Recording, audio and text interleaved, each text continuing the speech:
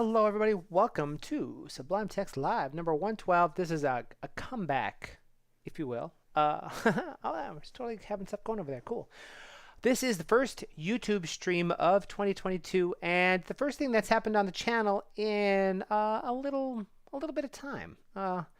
Most of December and up until now in January. And if anybody's followed the channel for any appreciable length of time, then you'll know that for more than 2 years, or 2 years and a bit at least, I've been producing regular weekly content here on the channel. And the first time that I broke that was late last year on my birthday when age caught up to me and I was unable to. Oh, I may be looking at the wrong thing. Oh my goodness, I could be looking at the wrong thing and not even seeing chat. My goodness, this is ridiculous. Pardon me. Page did not reload as appropriate. For shame. Hello, Yatku. Happy New Year. There we go. Now we're seeing it. And it's not going to appear in that chat window for a bit. I think. Either because it's broken or because YouTube is a bit of a dip and it sends its chat from the top down instead of from the bottom up. And I need to use the same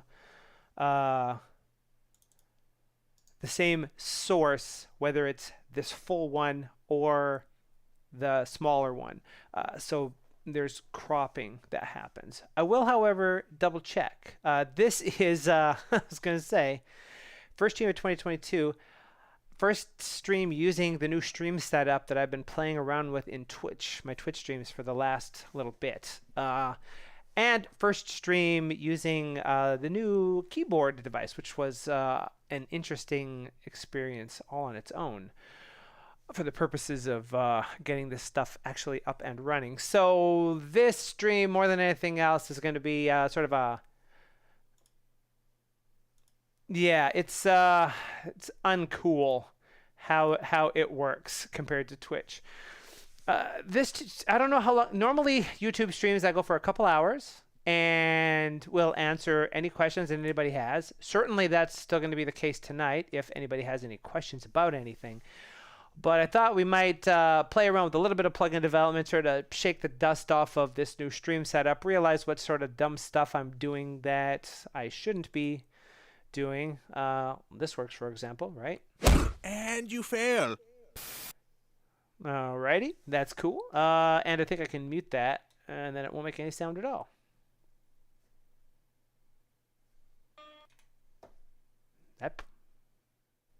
That kind of worked. I unmuted it a little bit too soon. I'm actually using that little keyboard. So we're going to play around with a little bit of stuff. We're going to test the stream setup to see how horribly I've boned it, if things work. We're going to see multiple instances of me forgetting that if I'm not using this Stream Deck interface, if I'm using this little keyboard interface, which is going to work a little bit better for me for at least switching scenes, I have to remember to mute my mic. So expect to hear me when I'm not supposed to be heard and do not hear me when I am, until we get more familiar with that or work out some extra stuff. And very quickly, oh, are we actually seeing some action in the chat now? There we go. Yeah, I've looked into this in the past, but the fact that YouTube chat goes from the top down instead of the bottom up means that either in this screen with the full screen chat, you can see chat right from the get-go, but if you switch to the desktop, you don't get to see the bottom, or you don't get to see stuff here, but you get to see stuff there because the same page source needs to be in there cropping stuff. Would be nice to actually have sort of a better chat interface, but you know, it is what it is. With any good fortune, the alignment will fix itself. There you go. See, now we're in there. Now let's see what happens if we do this.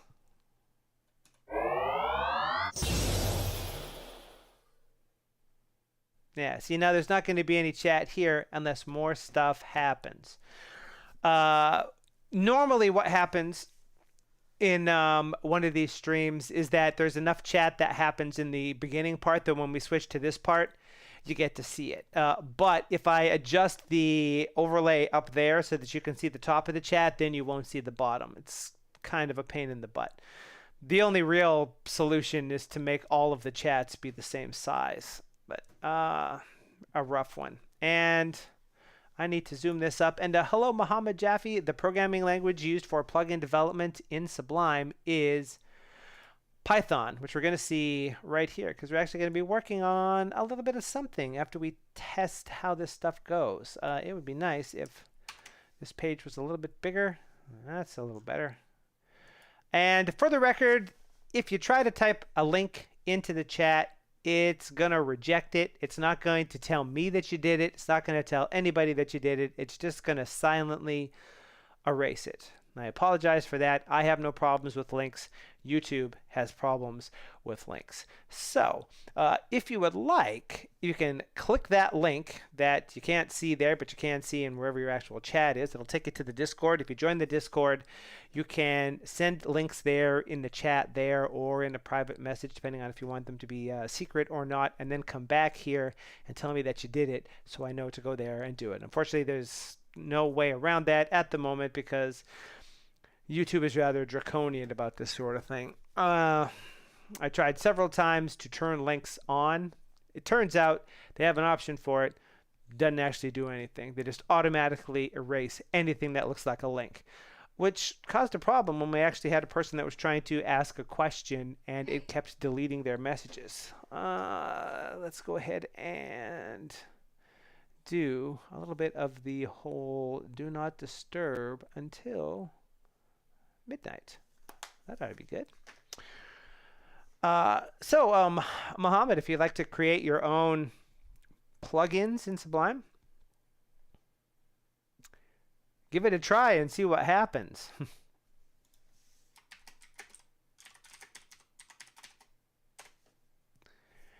That part seems to be okay. Now I can post links.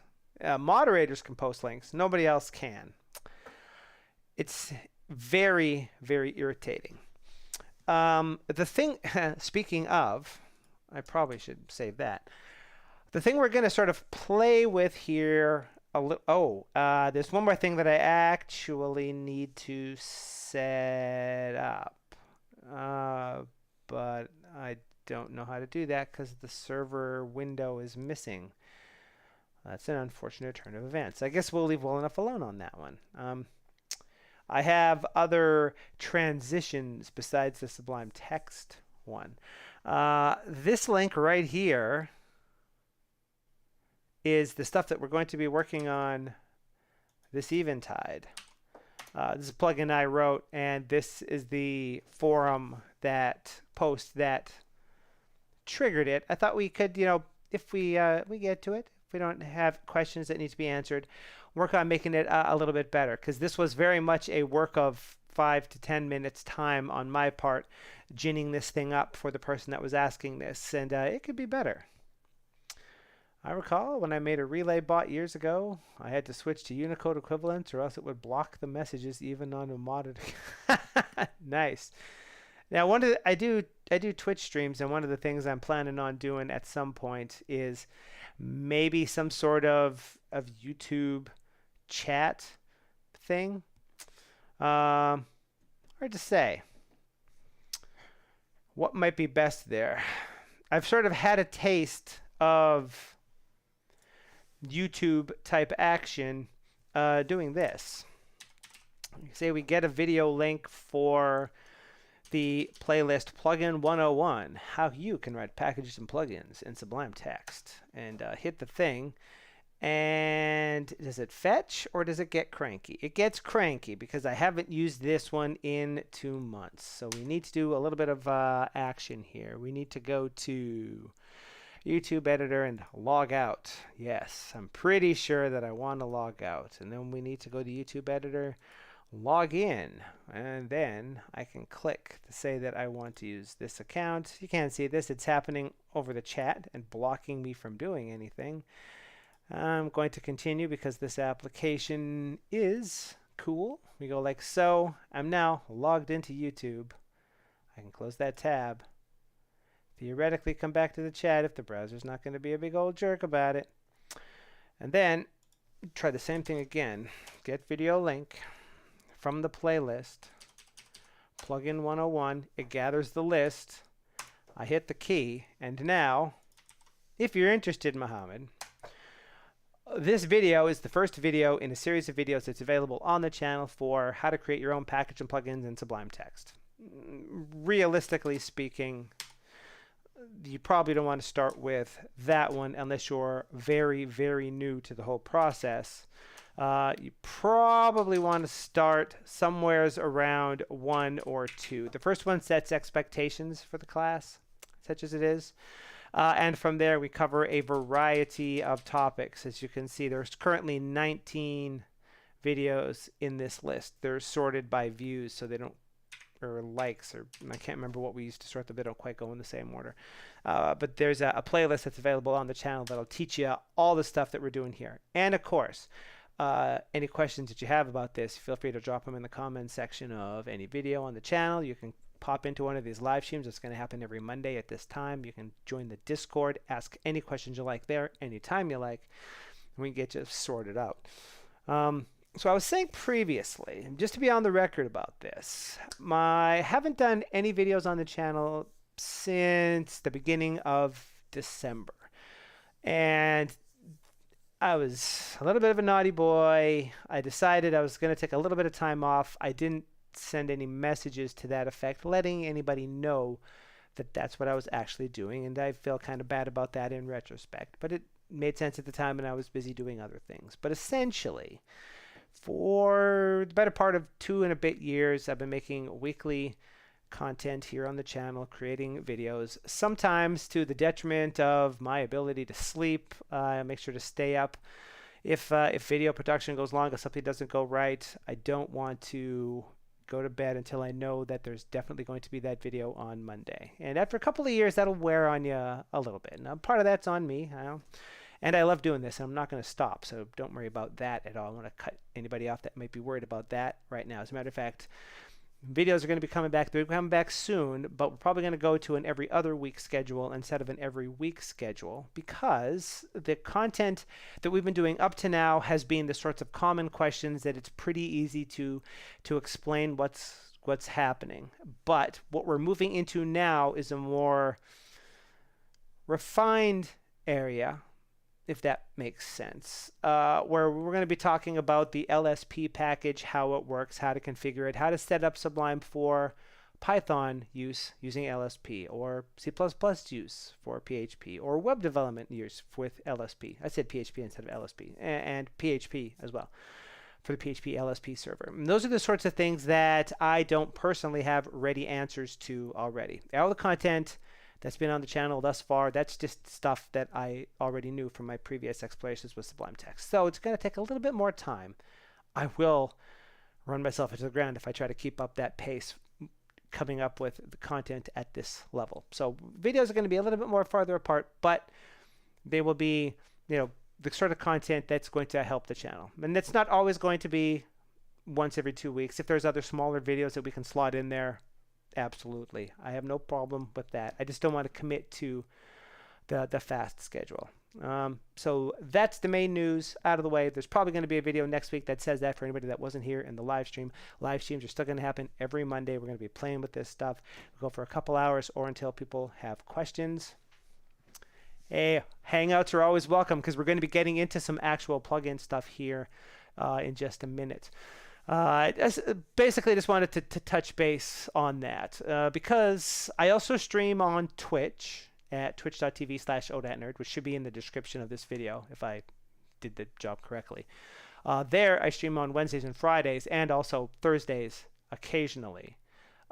Still doing the exact same setup as we're doing here. We do different stuff. We work with JavaScript and other languages, but that doesn't mean if you don't have questions about Sublime that you can't pop into one of those streams and ask. That's what we're there for. We hang out. Those streams go for several hours. We work on code. We chat. We swap stories. If you have questions, try to answer it. Chat. can help with a lot of questions as well. It's a good time. It's a fun hangout. And you get to use fun brain emotes too. So, all upside.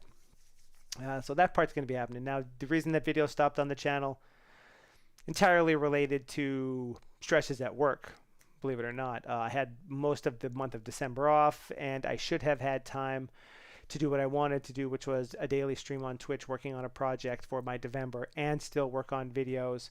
But my schedule got completely destroyed by being called back to work unexpectedly, and I couldn't see a way to recover any time in the schedule. And I thought, instead of killing myself trying to do this, working all day on a video and night in the stream, let's just take a step back, take a breath. It's been 2 years. You've earned it. I hope nobody begrudges me that, but we're definitely coming back. My name there is, so it's ODAT Nerd as well. I'm ODAT Nerd everywhere. Now, with all of that out of the way, we could actually talk about some fun stuff in here. Well, depending on what you consider fun. Anyway, now this is a plugin that was covered in this forum post, which I linked up there. And we can always link that again if anybody would like to see it, which is a question, an answer to this particular question. I'm using Sublime Text on macOS. During the day, I keep a Sublime window open and keep adding notes by opening up new tabs in it. At the end of the week, I have around 50 tabs open. I don't want to lose these notes, so I save them in a directory with random names from the close dialog. It's a bit of a pain to close each unsaved tab and provide a random file name for it for 50 plus files. Is there a way I can automate this whole flow? So the gist of this is this person wants to be able to have a window, create a bunch of tabs, have notes in these tabs, and a variety of stuff. Leave them here. Of course, when you quit Sublime, it's going to remember the state of everything, and when you bring it back, it's going to come back to exactly this state. But if you wanted to persist these, how do you actually do that? Well, if you try to close all of the files, then it's going to say, would you like to change this? Yes, no, and then you say yes, and then it's going to ask you for a name, and that's cool for 1 or 2 files, but for 50, gigantic pain in the pantaloons. So I wrote for this guy this very simple, let's just close that window entirely, like so. This simple plugin that does that, and I don't know that it's actively working at the moment. I just plunked this in here just to test, right? Because I worked on this 2 weeks ago, roughly speaking. I said a couple of weeks ago what you would do. He got back to me, and 2 weeks ago I wrote this plugin in about 10-15 minutes based on what he said. Hello, Ashwin, welcome. It did what he said. I added a couple of caveats on the bottom. I linked to the playlist I linked here. I linked to another video and mentioned that there's a couple of things you might want to change about this, and he asked about those, and here I am. Now, I actually deleted this thing. Whoops. Oh, that's unfortunate. I actually deleted this thing right after I shared it in the forum post. So I don't actually have it active. I just sort of plunked it in here and saved while the stream was running so we could work on it. In theory, assuming this thing loads and doesn't have any terrible problems, which it currently does because I did something stupid. Oh, I see what happened. I see. Whoops, that got all... I accidentally wrapped a comment when I didn't mean to. That's what happened there. Okay, so what's supposed to happen here is that when you create a new tab, it's, in this particular case, automatically created with the name, with the current date, and the current time. And when it comes time to close these things, when you ask to save them, it'll automatically persist it to disk in a particular folder. So this is configured to do this into a folder named temp bob. We've told it that the file name is text, which is why that extension there is text. And unlike other tabs, if I try to hit save in this, it should immediately jump to that particular thing. And I can't remember exactly how this was supposed to work because it has been a couple of weeks. On save, that goes away. So, oh, right. We set this up so that there was a command. I told him he should add it to the command palette. That's right. So in this particular case, we could say window run command save temporary buffers, like so. And automatically that file got persisted to disk in temp bob with that particular name. I'm going to go ahead and delete that. Yeah, I know you can't delete from the trash in that location. That is entirely okay. The world is not going to come to an end. So there's a few nuances to this that make this useful, but also not useful. The first is that no matter what window you have, when you create a tab, it's got a temporary name. As a matter of fact, it's got a temporary name that has the year, the month, the day, the hours and minutes of the time, and a randomly generated suffix to make for sure that it's not going to collide with anything.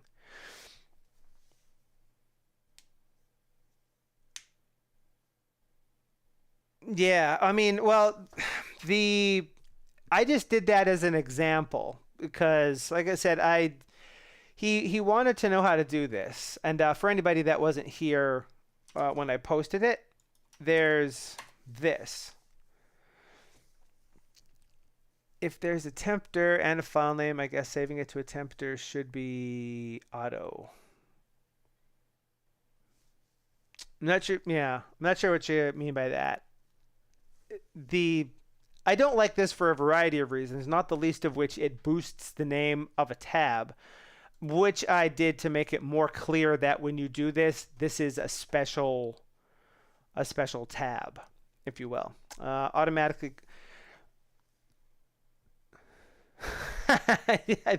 I thought that might be the case. It is a real jerk sometimes, isn't it?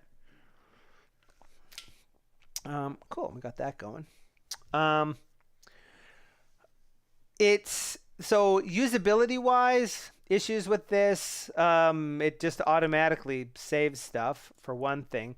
It automatically boosts the name of a tab. It's forcing it to be this. It's forcing the directory, and it happens everywhere.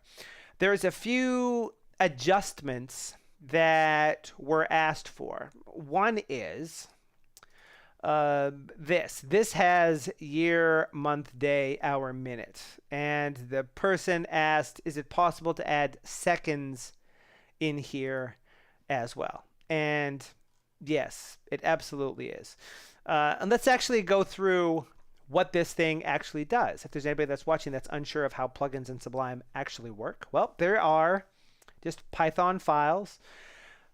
Some aspects of this are specific to plugins and will have specific effect. For example, any class that subclasses from window command, text command, or application command in the Sublime plugin module is going to be a command that can be bound to a key, added to a menu, added to the command palette, executed from the console, etc. Just like all the commands that are built in. Anything that subclasses from event listener or view event listener, from same thing there, will be a special event listener class that'll have its methods invoked when specific things happen, like a new tab being created, a new buffer being created, or a buffer being saved, for example. Anything else that's in here is just regular Python that follows the same rules of Python. So we're still importing some modules. The Sublime and Sublime plugin modules are built right into Sublime Text plugin API, so you don't got to download those anywhere, but you also can't use this outside of Sublime without mocking those up. This is just some global variables or module global variables based on the way that Python works. We could have other classes in here. We could have other functions in here. Exactly anything that you would do in any Python thing. It's only these specific classes that tie in. And there's some other classes as well that we're not using here, like things that allow you to interface with the command palettes, input handlers, and the like.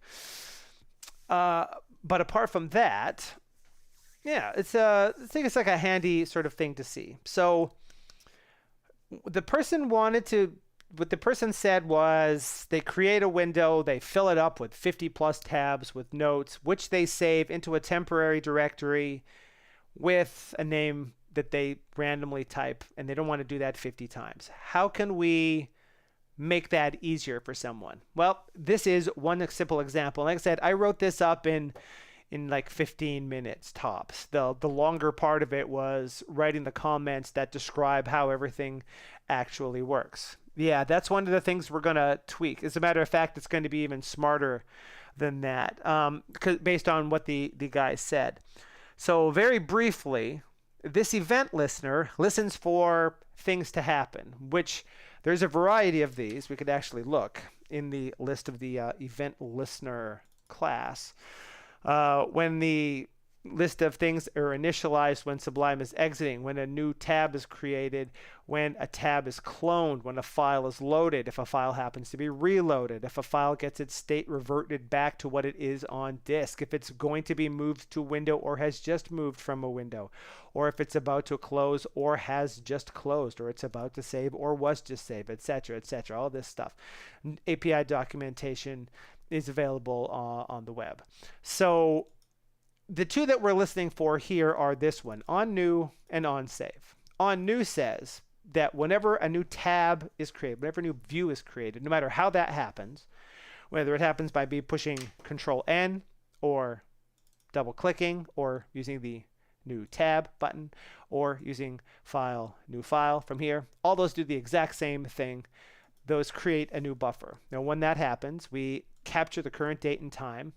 We use the UUID library that's built directly into Python to create a globally unique identifier, strip the last 8 characters off to use, and come up with a file name that is the date, the random number generator, and the associated file type. Then we set a setting inside of the tab that was just created, specifying what its temporary name happens to be, which is going to be used later, and it's based on that.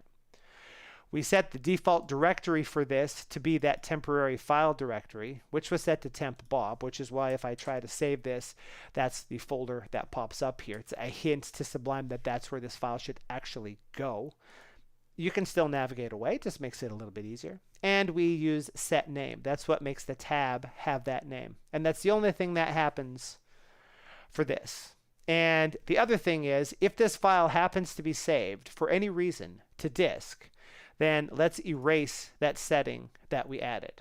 Now, when it comes to these whole settings, of course, if you were to use, preferences, settings, you get the split window with the default preferences on the left and your settings on the right. This is what we refer to as settings. Settings can come from a variety of places. There's a video on the channel that talks about that. There's the default settings that you see on the left are loaded first. There's a platform-specific version of this. There's one of these for Linux, one of these for macOS, and one of these for Windows that specifies things specific to that platform. Good example of that is this. All 3 of the platforms that Sublime supports have a different font face as a default. So the preferences Linux Sublime settings file that loads from the package file sets this to be a different value for Linux as opposed to Windows and macOS. Then after that, your settings take effect, the ones that are on the right hand side here that you can sort of kind of see behind the chat. After that, there's also project specific settings. If you have to be using a project in Sublime Text, you can say that files that are specific to a particular project window can have settings applied to them that wouldn't otherwise apply. You can specify settings based on a file type as well, and there's a couple of flavors of that because there's the ones that are shipped with Sublime and then there's the ones that you set up yourself in that particular case. Not everything has syntax specific settings, but some things do. Makefile being a common example that we referenced on the channel. And the last is view specific settings, and those are the ones where we could, for example, say we want the ruler to be at line 70 and it jumps over, but it only does it in this tab. It didn't do it in this tab over here. This one, it still has one here and one here. There's 2 rulers, so those may not come by.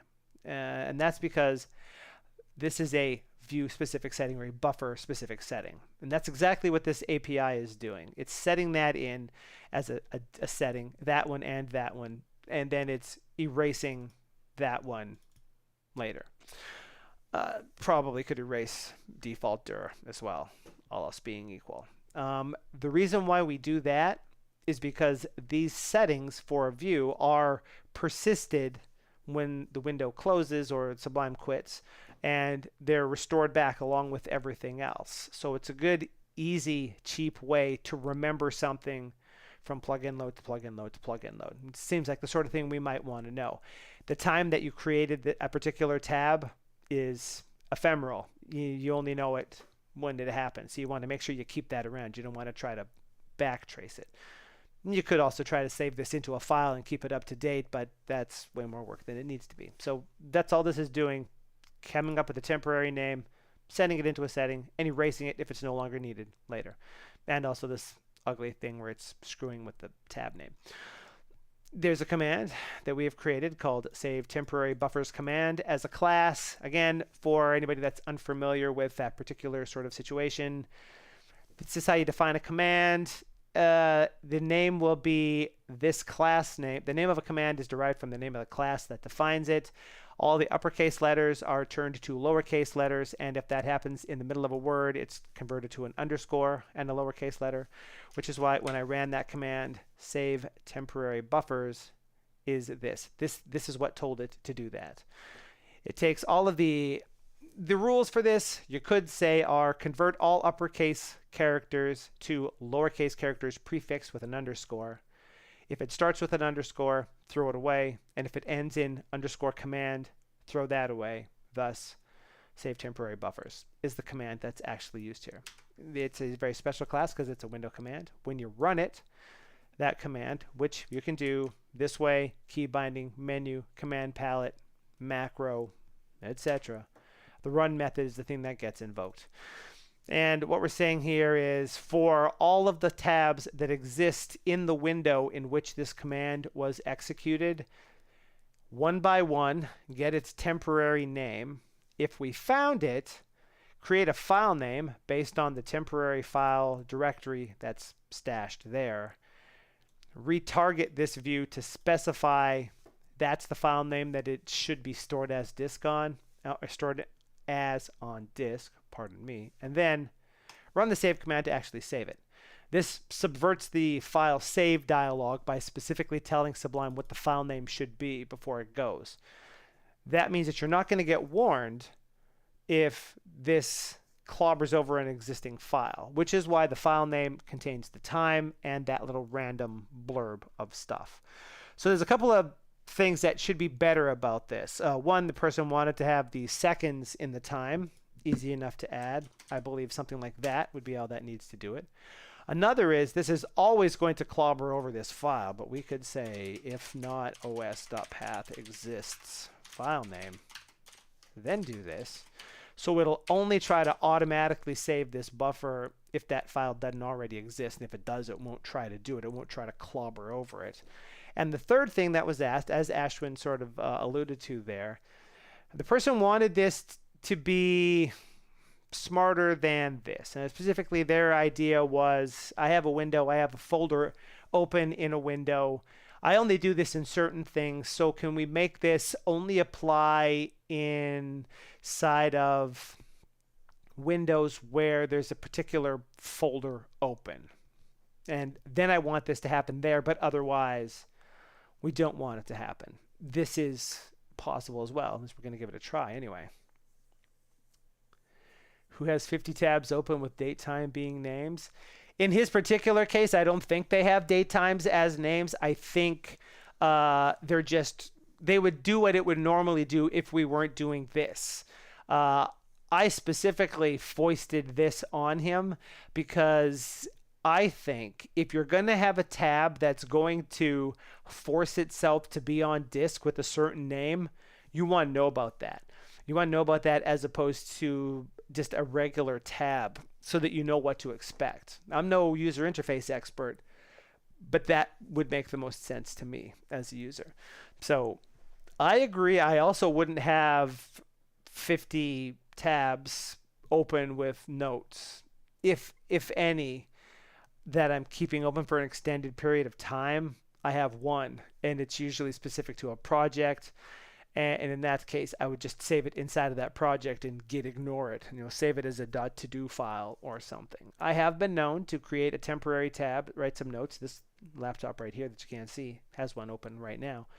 That's not. I wouldn't have like 50 of them. I just keep adding to the same one. There could be some hyperbole in the actual number, but the point remains the same.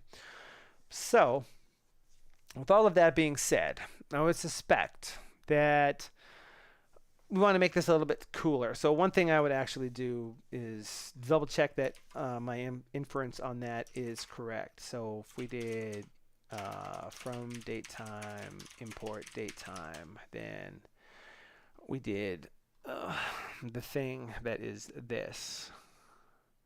Would we end up with, if I copied that, would that work even better? It probably would. Nope. That one maybe. That seems to be going up in seconds. 9, 10, 11, 12, 13, 14, 15. All right. That's definitely seconds. That's pretty unscientific. It's been a while since I've worked with that. So you want it to have seconds in there. Can we do that? Yes. That part's pretty simplistic. You want it to make sure that it doesn't clobber over anything. Now let's take a look there. Jump all the way down. Adding OS path exists looks like something which is good to have, as I don't anticipate any collisions for my use case. Let's see here. Add seconds to the file name. Yes, it is very like for me to create more than one file in a minute. Although I won't remove the random bit, but adding seconds will help in sorting the file names as they were created. Okay, so that, I guess, that makes some sense. The kind of, this is, you could consider it to be a REPL, but a REPL that points directly into Sublime's plugin environment, the plugin host. One of the things that confuses people that are new to this is you might be a Python developer and have a version of Python installed on your system and think that Sublime's using that for its plugins, or that you can use this to run arbitrary plugin code using that version. But that's not the case. A quick example of that would show that this version of Python is 2.7.8 and Python 3's version is 3.8.3, but if I did import sys and sys.version, this is 3.8.8, specifically compiled by something else. This is the Python that's built into Sublime's plugin host. There's actually two of them in Sublime Text 4, and this particular one requires the 3.8 host. You can switch if you right click. Now we're in the Python 3 host, which is visible right there. And we can see that this uses 3.3.6. This particular plugin requires that one because I used the F string here. Hello, Ayush. Yeah, indeed, we're getting into it. We're doing a little bit of testing, making sure that everything's cool. So far, so good, since people are, presumably actively hearing me. What I like about having the plugin environment here, which if you're unfamiliar with it, view show console is how I'm doing that. Whatever your key binding is for it, which should be control backtick, will be shown there.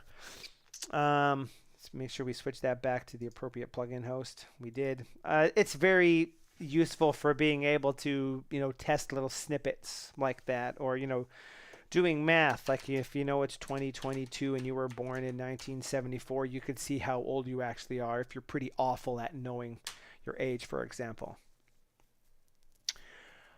After a fashion, yes. The installation for Sublime Text, I'm on Linux here, but the same thing applies to Windows and Mac OS, is there are two plugin host tasks here. They are completely separate. As of right now, when you start Sublime, both of these fire up and they talk to the main the main Sublime Text core application. And there's a communications pipe that goes between them. 3.3 is the legacy Python host that was used in Sublime Text versions 2. Well, I guess Sublime Text version 3. Sublime Text version 2 used Python 2. Sublime Text version 3 used Python 3. It was around for a long time. And in order to make sure that they didn't just break any packages, because sometimes jumping from Python 3.3 to 3.8 causes incompatibilities, particularly with something that wants to use a binary library, they implemented a second plugin host. Right now, both of these always start, but they do envision a point in the future at which there could be multiples of these that are lazily loaded only when they're actually needed, essentially speaking. Hope that's... they do.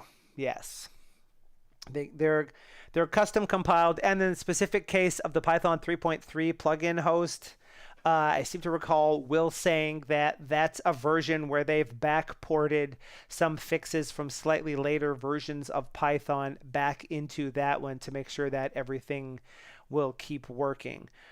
Because, yeah, essentially there are so many plugins that are out there for Sublime Text already that if there's anything that used precompiled Python code and they change the Python version, it'll break.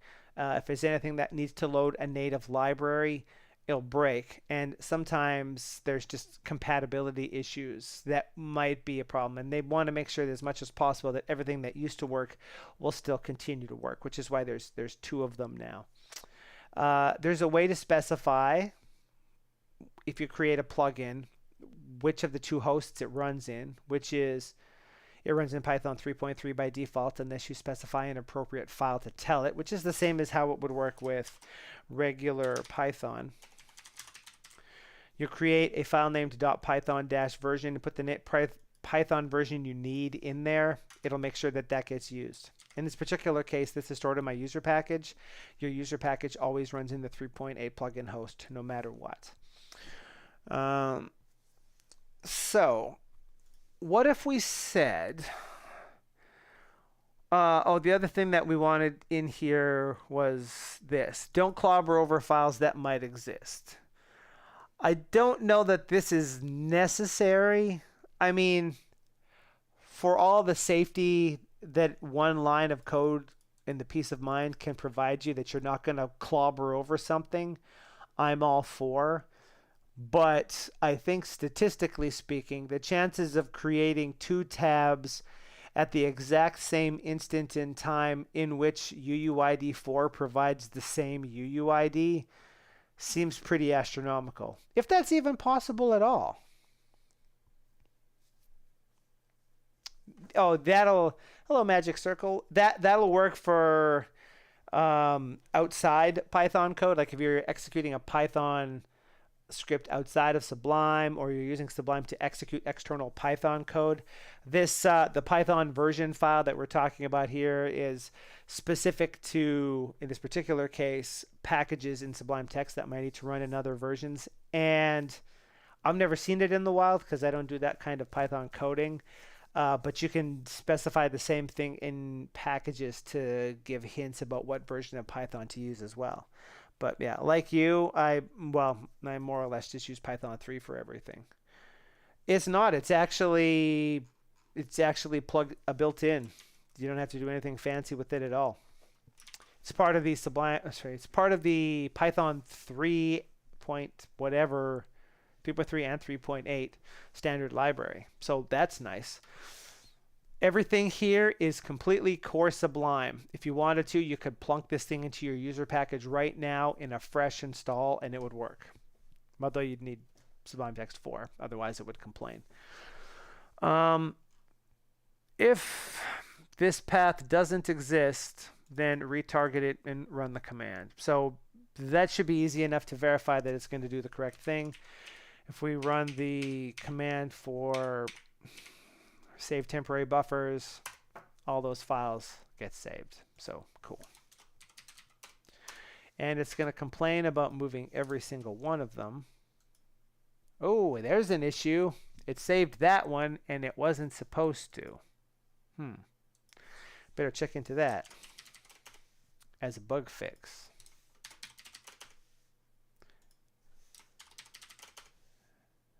And we'll just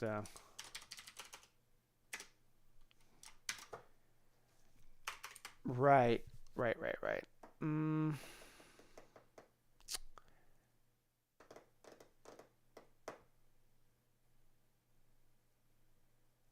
There's not a really good way around that.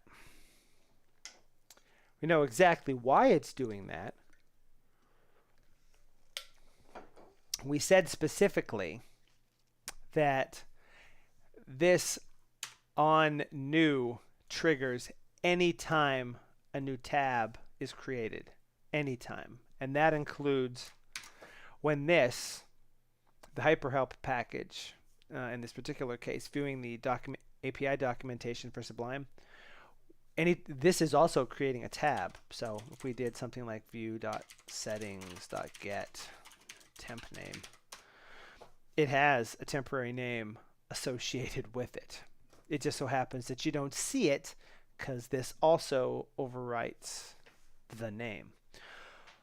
So what's a good solution for that? I would say it's kind of tricky to do. This is read only.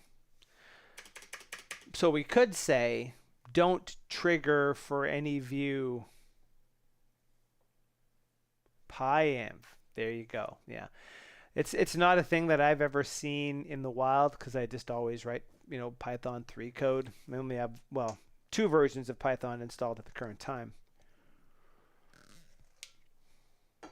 And my Python 3 version is slightly older than it needs to be because I have support for Python plugins in OBS installed, and I compile my own OBS from source. By the way, if anybody notices the audio for me muting for a second and coming back, please do let me know. We were noticing that the other day, and I'm not sure what the deal with that is. If it was just sort of a weird stream glitch for a second or what. 2 thoughts on this matter. One is don't try to autosave any buffer for which there is the read-only flag set.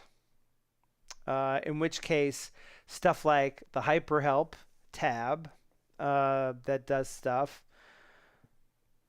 When package control upgrades a package, is its view read-only? I'm not sure.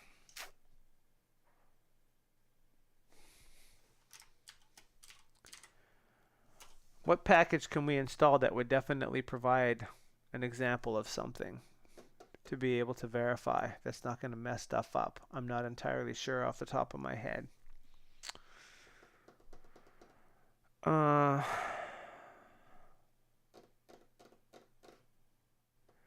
The other thing that we can do is we need to be something that's an actual plugin.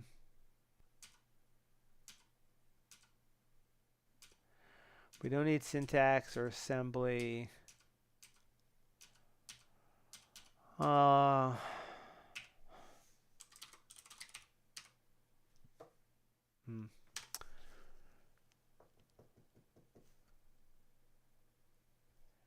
The other thing that we can do is this. Here's how we're going to try to fix this as an issue. So we're going to have just a regular tab there and that one.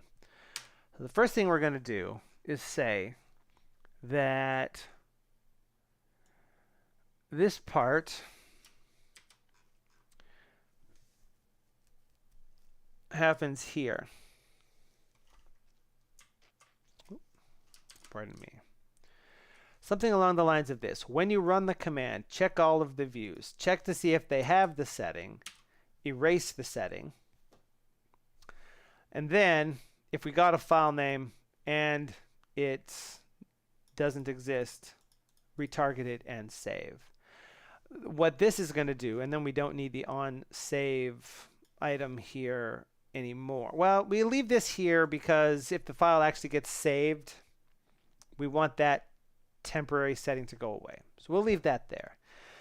But what we're doing here is saying when we iterate over this, erase that setting no matter what happens in this particular case. So it's found all the views in the window. It looked for it. It's erased it. If it found it, maybe it's going to do something. Maybe it's not. But you get one crack at the cat on this one.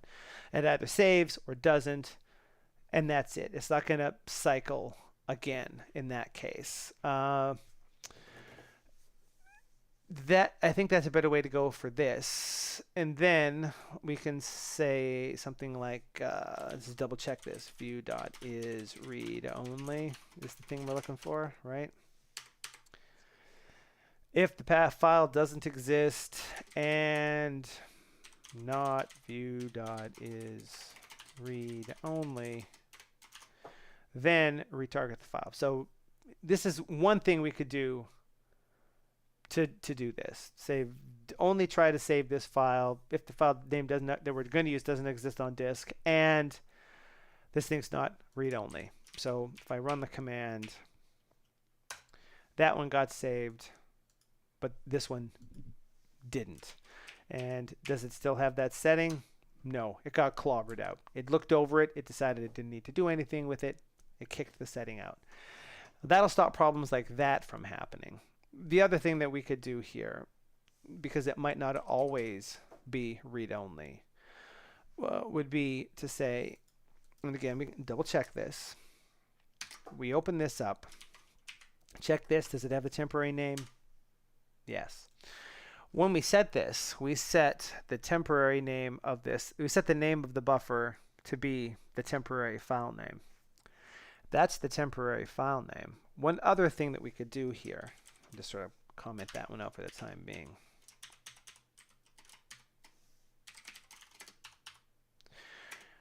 Something like that. That's going to have an empty name. That name is going to be different than that. And this one doesn't seem to have a name. Am I forgetting how that works?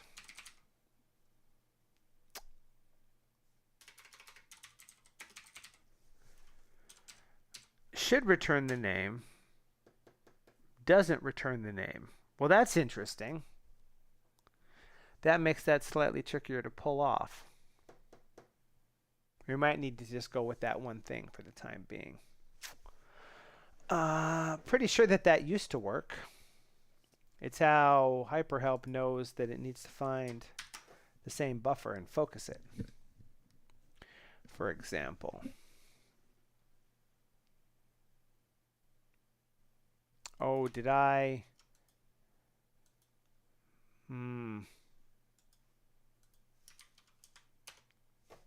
Right. Slight issue there. I've seen that before. That's an interesting turn of events, isn't it? I'm surprised that that's still a bug. I thought that got fixed a long time ago. You want to see that one again? We summon this tab in. We ask it what its name is. Now it's going to say HyperHelp, of course, because it's being a jerk. But that one has a name of nothing.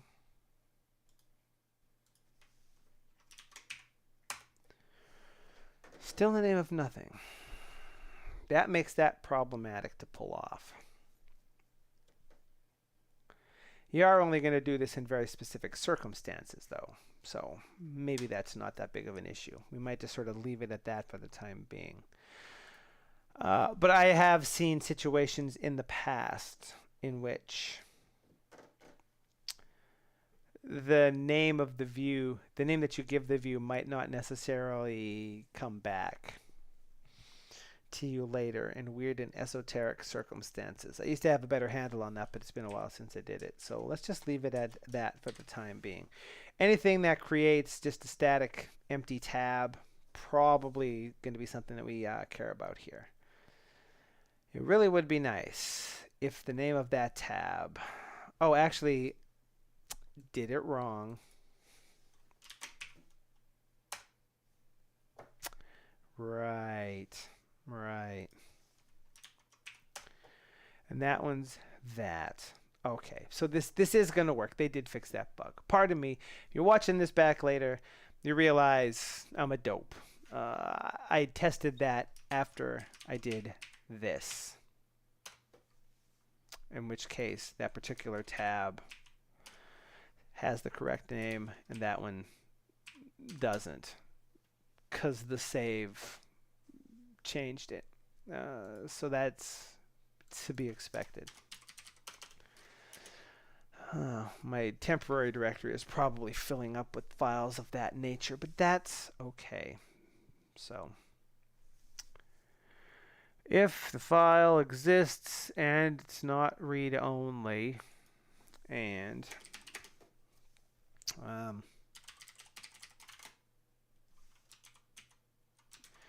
the view's name is equal to the temp name, then do some stuff. So let's, just as a test, throw that part out. So if the file doesn't exist and its name is the temporary name, save it. So we can say with impunity,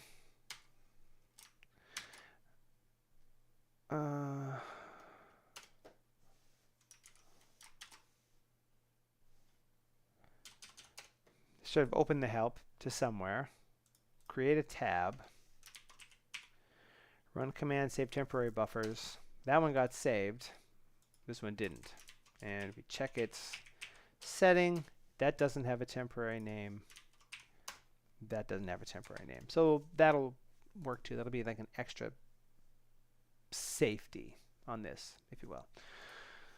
Kind of want that. You could sort of make this nicer by removing the not, doing this. If not these two things and that thing, I find that sort of business hard to read, so I don't think I would do something like that myself. It's bad enough that you kind of have to do that to make that part work. I never really like the looks of that as an option. Realistically, it always seems a little awful. So does the line continuation thing. And usually in a situation like this, I would probably err on the side of creating a little function or something. We could also say that this one's not actively needed. I don't think. What we would be trying to save ourselves from that in that position is the case where someone created a tab, set a name, set a temporary name, and the temporary name and the name of the tab were the same, but they didn't want it to be saved. I don't see that happening.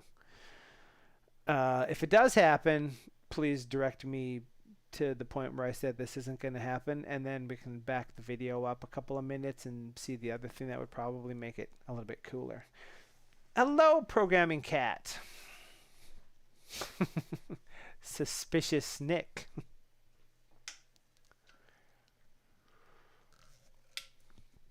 How is it? So that'll add a little bit of extra safety to this thing. So that's two of the things that the person asked for as enhancements out of this thing. It will add seconds to the time, and it's not going to clobber over anything in the extremely unlikely event that it ever could. So, cool. The last thing that he said, which I think is perhaps the most interesting part of this whole operation, is some toggle to enable disable this behavior. I only use one directory for all my notes. Let's say my/personal/notes. Is there a way we can add all the locations I want to enable this behavior to be enabled into a configuration file, something that maintains a list, and then compare that to match any window having that folder open to enable this using window project data folders? possible. Now, I did ask for a clarification on this. This is me asking right here, I would imagine. Yeah. He hasn't gotten back yet. The color scheme that I'm using here is the Mariana color scheme. The font that I'm using, the bot should eventually respond. When it does, it'll be a link. If not, I can type that in manual, but it's a font called Yoshevka.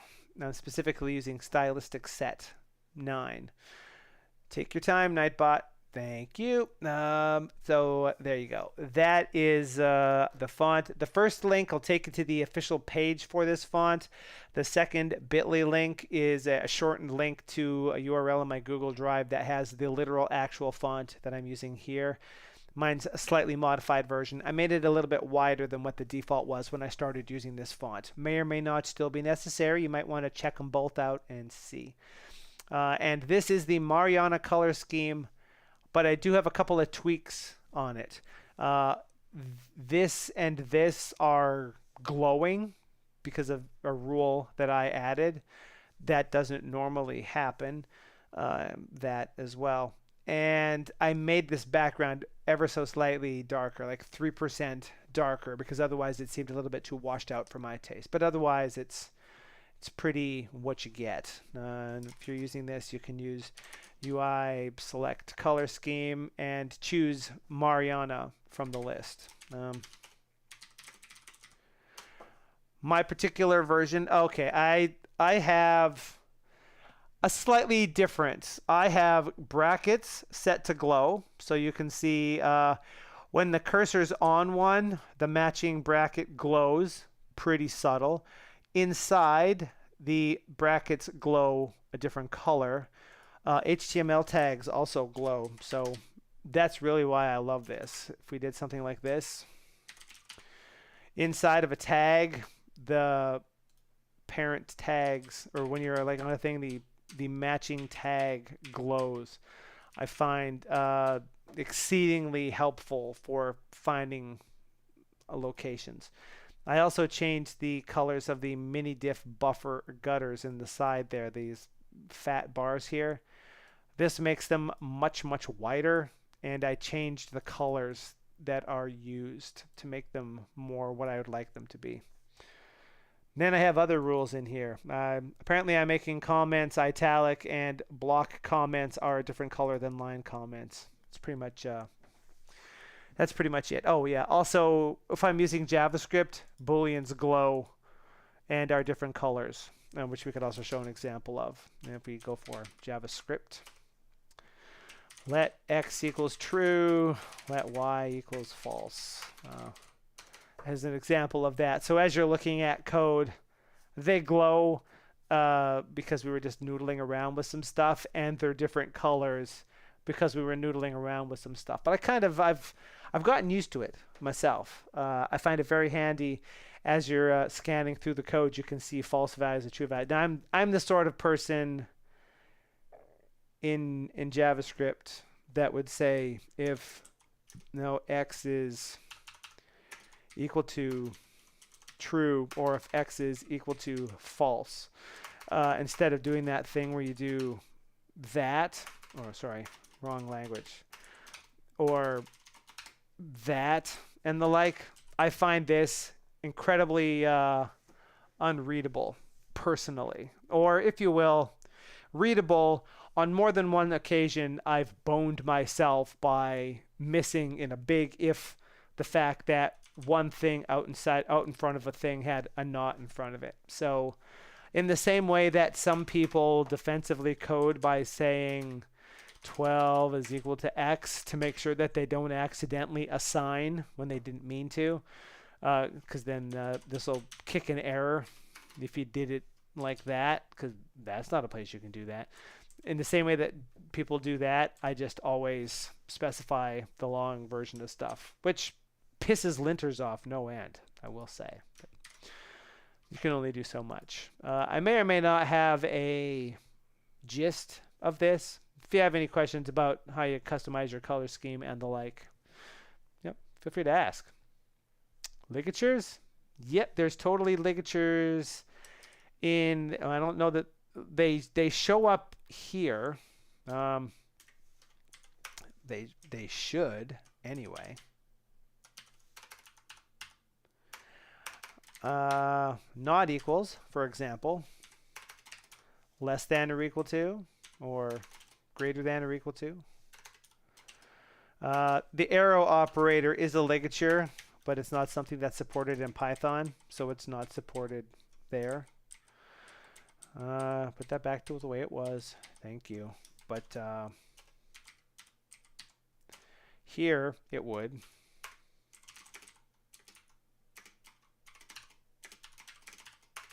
If I typed it correctly, for example. Yoshevka as a font has what I consider to be the useful level of ligatures. I used a font, I can't remember what it is, where you would say, x equals www.something.com, and as soon as you type the www, it gets 3 pixels shorter and compresses together because it's a ligature. Didn't find that helpful. Found it visually distracting, personally. No shade on anybody that likes that sort of thing. If you're looking at a lot of web URLs, it probably makes sense. Maybe it saves you a little bit of space. I'm not entirely sure why that one exists, but that font had a lot of these things, man. It was pretty impressive. Okay. We're going to save that. So, do we want this to be hard-coded? I don't think so. I think it would probably be better if it looked at settings for this. So one of the things that he specified here was, is there a way we can add all the locations I want to enable this behavior to be enabled in to a configuration file, something that mentions a list, and then compare that to match. So we want to have a list of stuff in settings. Eminently doable. Eminently doable. We would actually let's spitball it by working out what it would look like inside of a preferences file. Now you can, if you want, create your own Sublime settings files. Unlike some things in Sublime, like the files that are used to specify the menu, or the files used to specify key bindings, which have to have very specific names to be found and loaded. This is an example of a file type, Sublime settings, that it could be anything you like. So if you wanted to bundle this into a package rather than just having it as a plugin in your user directory, you could totally create a Sublime settings file. And if you like, we can demonstrate how that actually works. But we can also piggyback into the standard preferences, which I'm going to open by using the user pref set, like so. User preferences.sublime settings. If you do the preferences settings command, this is the file that appears in the right hand side, except that here we're doing it in the left. We're just open the file directly using view package file to save a little bit of visual space, because otherwise you can't see stuff here. And let me just go ahead and put that back to a position where we know it's going to be able to see it. Little hint for me about what's actively there, because it's hidden by me and the chat, but it probably you want to see what I can see. So if I have a split in the page, I know anything to the right of that line is something you can't see, and I can put secret notes for myself there. Setting that we might want to add. Well, here's an example of one. We can add anything we like in here. So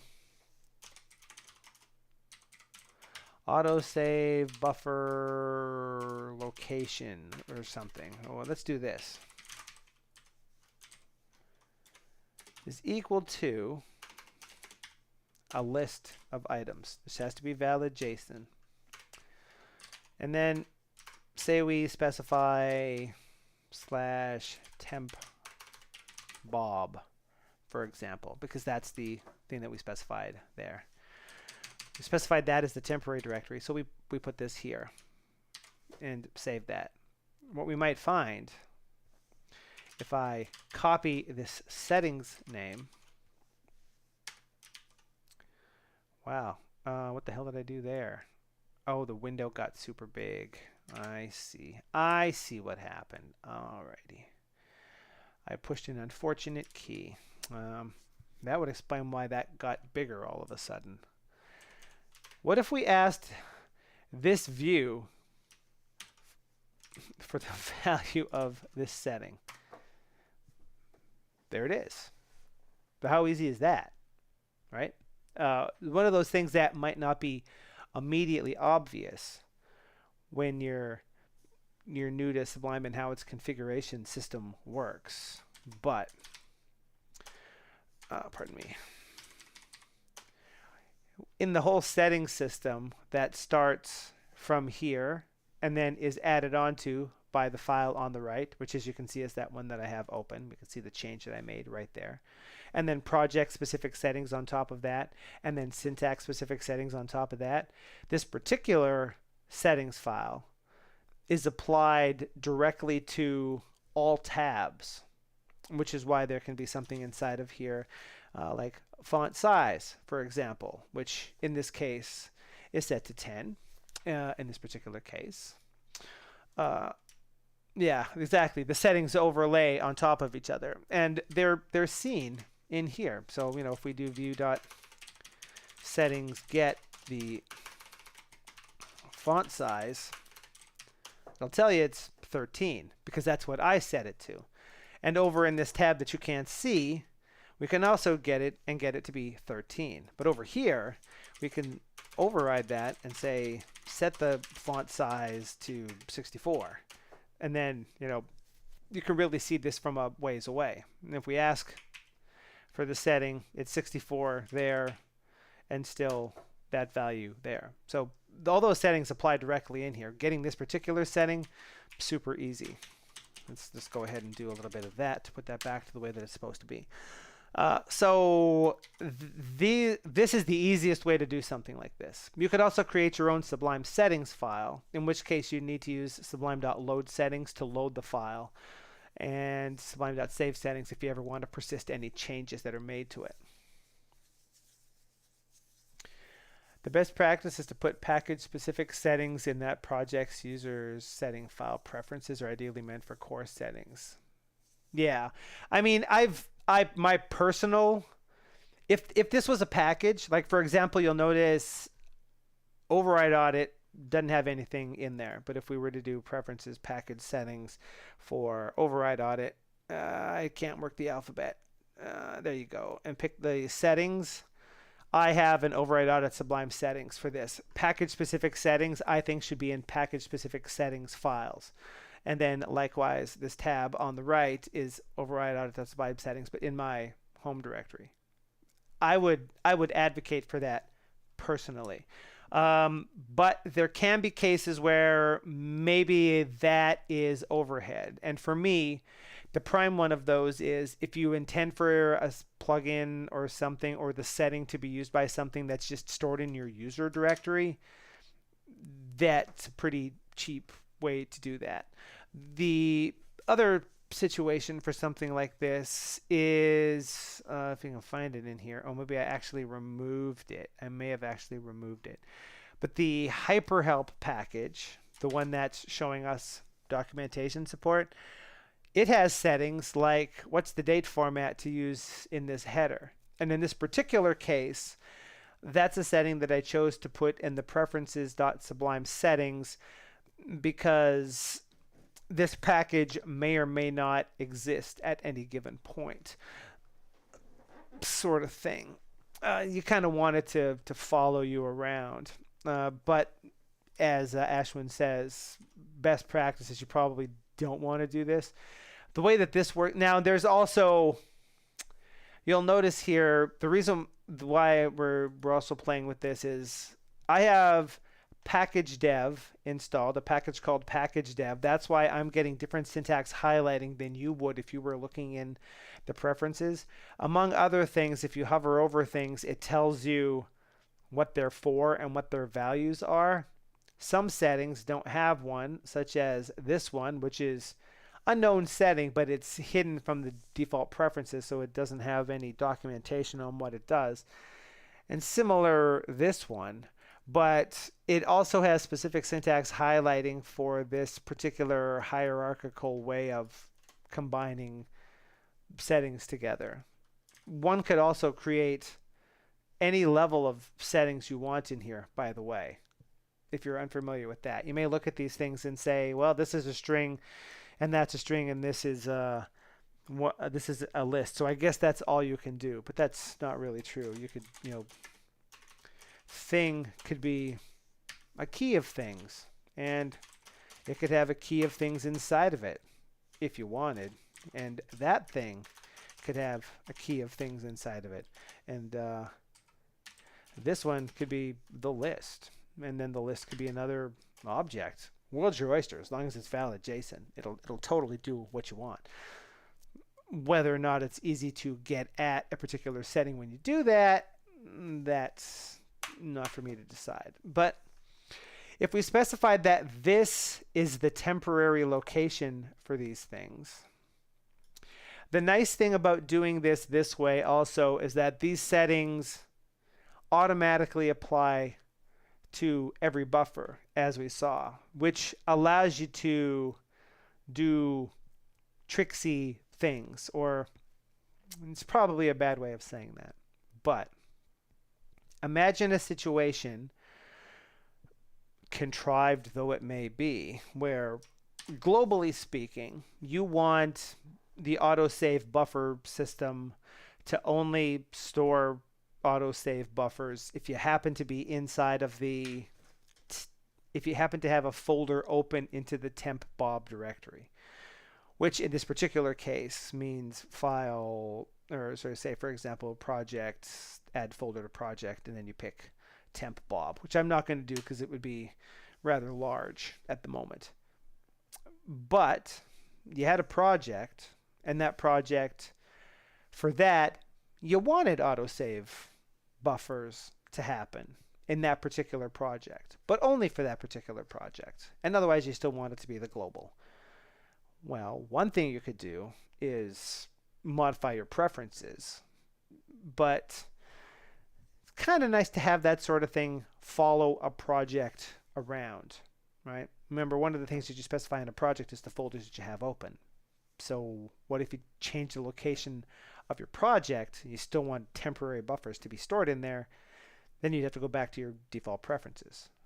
But the settings key that you can add to a Sublime project file augments these settings on the fly. It'll override them with its own values, replacing what's here. So now we could get into a situation where if I ask this particular setting like this, it says temp bob, create a new window, still says temp bob, swap the override audit package in here, for example, and edit its project. It has settings. The setting that we could add in here is autosave buffer.locations. Autosave buffer.locations. And that's going to be a list that's just /temp, for example. Now watch what happens.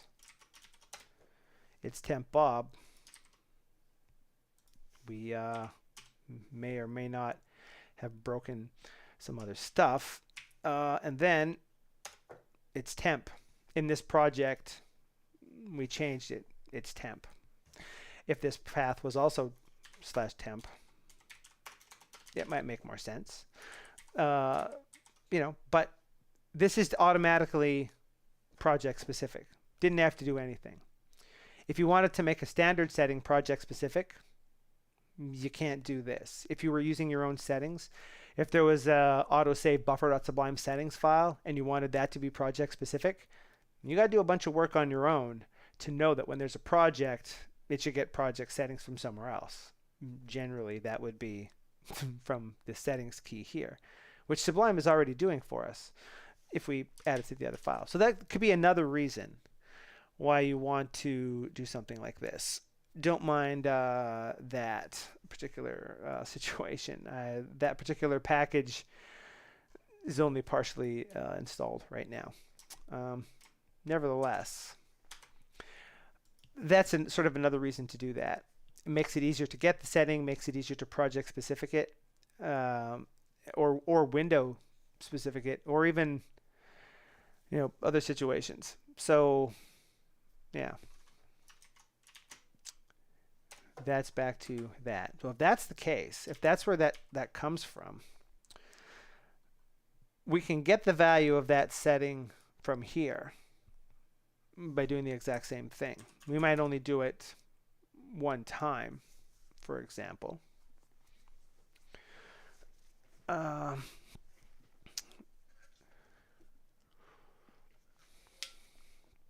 You could theoretically do it in this case on a file by file basis. Maybe that even makes more sense.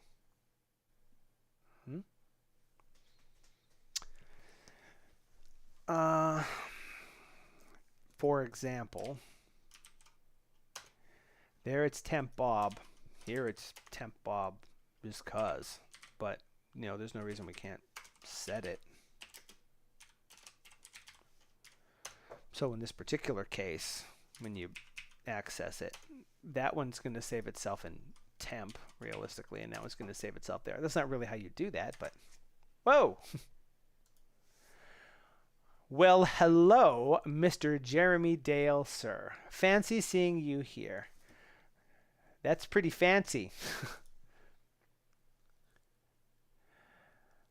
Oh, wait. Oh, that's just the thing there. Why do I not have the ability to show my case that thing?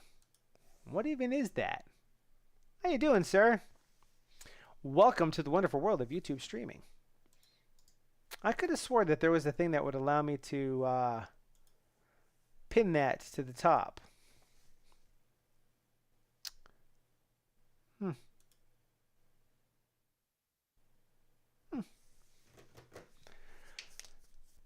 In any case, realistically speaking, temp file dir appears where? It appears here. It appears here. It appears here.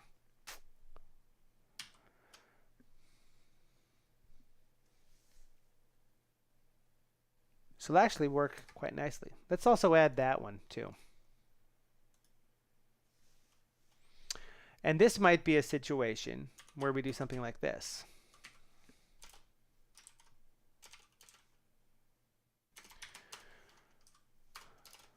Whoops, if I could type. So now there's a list of locations.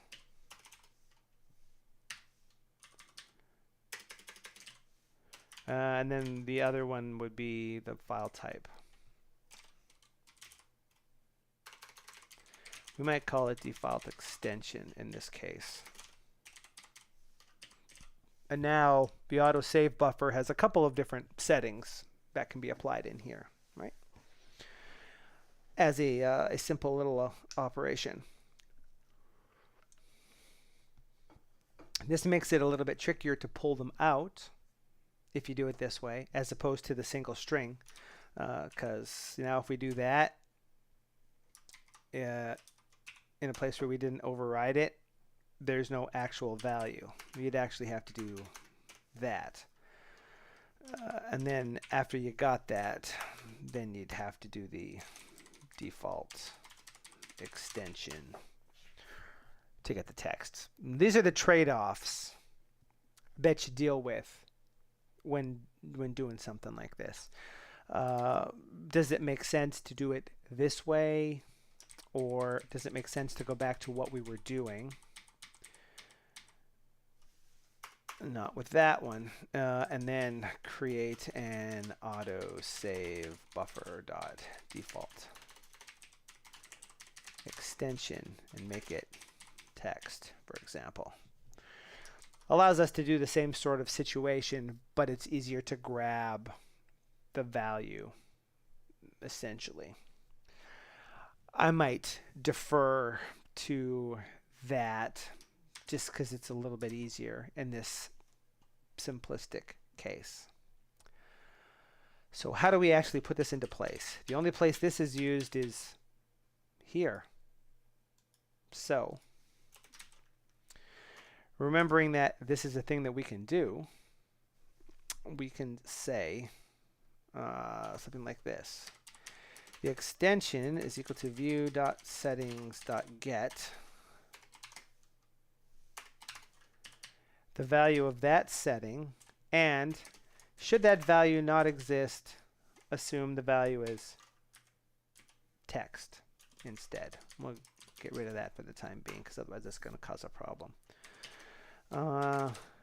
Get the extension that this temporary file should have, for example. And then instead of temp file type here and here, it would just be extension. This doesn't actually even need to be here anymore because we replaced it. We made it more betterer, if you will.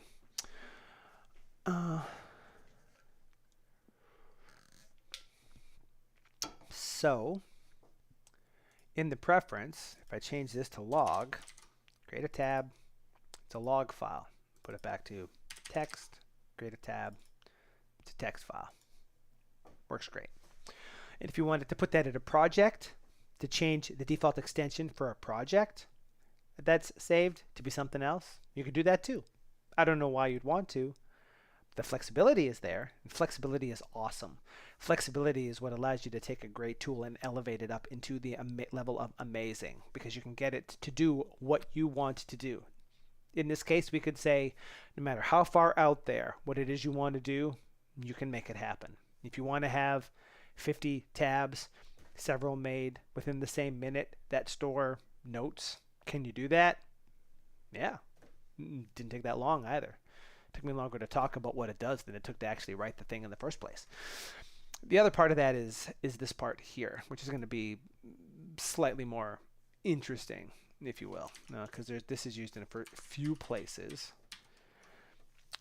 It's pulling it from there. Now, realistically speaking, we could grab this from a different location because we're storing it there. Those are the three places that it's being used. So here we can say temp dir is equal to view settings get. And the setting we want to use is that one. And the default temporary directory. Well, this is where we goes to the Googs.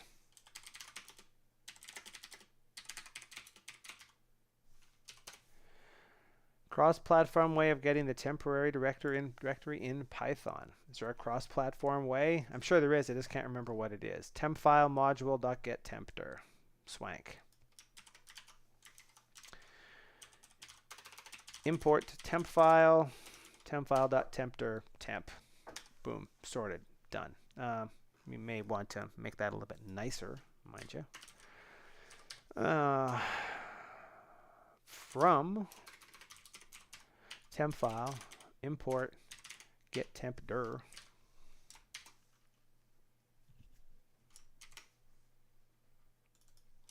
So when we get the temporary directory, we ask for that and fetch it from there. Now we violated a line constraint because the length would probably only be 80 characters. So this is where you get into that whole, do you wrap this line just because it's 5 characters too long? Do you suck it up and leave it? Are you forced to use PEP8? Do you care about PEP8, etc.? I tend to value overall readability over arbitrary rules, and I don't necessarily think that anything that's 80 characters wide is inherently easier to read. As you can see, even in the constrained resolution in which I stream, I have way more than 80 characters at my disposal here. So except for cases where this is what you're doing and you have multiples of these and you're used to having them only be this wide so you can have 4 of them on the screen. If you're doing this, PEP8 probably matters to you. If you're doing this, PEP8 is probably not doing a lot to make it readable in that whole line length department. Ditto if you happen to be dumping your stuff to a daisy wheel printer or a dot matrix printer or something that has a hard line width. So we're going to leave that for the time being. And that means that when we join this, instead of temp file dir, it's just temp dir. That should be enough for one of those. The other one is going to be that. And we can grab that one the exact same way. Shit. Pardon me. I hate when I do that. Scroll while specifying the thing. You still hanging, Valley, or did you run away? Are you streaming later? Are you streaming now? Am I missing it? Am I missing it? I could be missing it. I don't know if I'm missing it. Definitely is missing Mondo stream. User pref set. Pardon me. Yeah, it doesn't quite need to be that big. 13 will do. Thank you. Make life a little bit better. What I meant to do was that.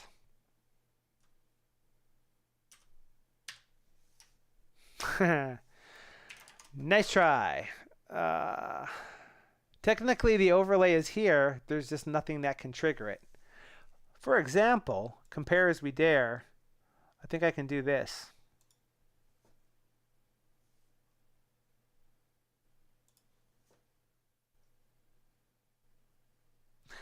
Except that it's not properly connected to stuff the way that it works. But the same overlays are shared by all my streams now.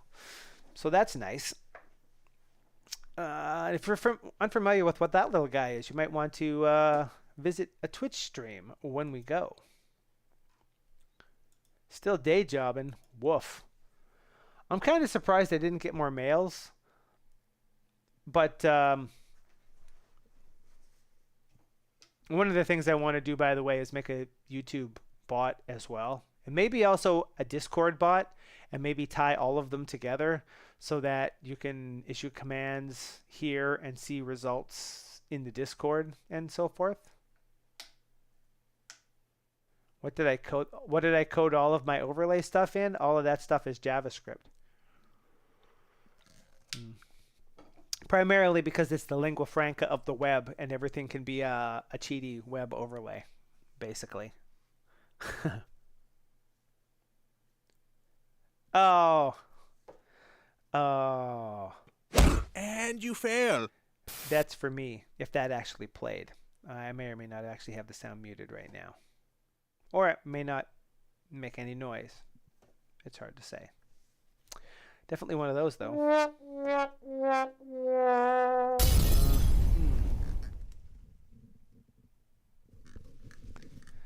I think I've discovered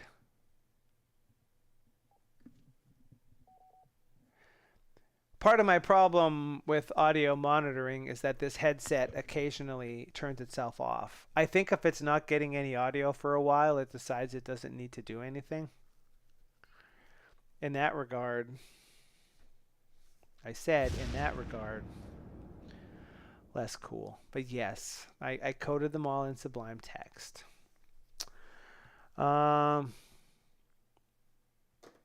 This actually isn't going to work, is it? The guy said he wanted to have a list. A list. What we want is a list. So not one, but a list. Have I said that enough times for that to have lost all meaning? A list is what we want here. Uh-oh. Have I said that enough times? Don't you dare, Dr. Hook. You're going to get me in trouble. A list is what we want here. Uh-oh.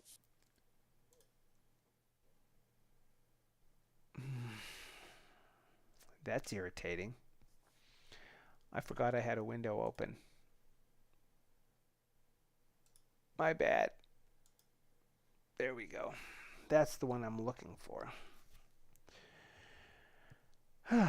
This is why we test these things, people. So how do we deal with this? How do we deal with the notion that the setting could have multiple values in it? Which one do you pick? For now, let's hack it by saying that it's always the last one. which for our example will always work. So is this referenced anywhere anymore? Yeah, there, because this needs to be that. Is this referenced anywhere? Nope. So what that's going to tell us is that if I ask for that setting, that's the item. If I create a tab, they're all theoretically all gonna go there. We got to run that command, whose name I forget now. It's only a few hundred things back, like so. Splom. All right, so we're unhappy because reason. Oh, that's unfortunate. Oh, I probably screwed that bit up. Pardon me.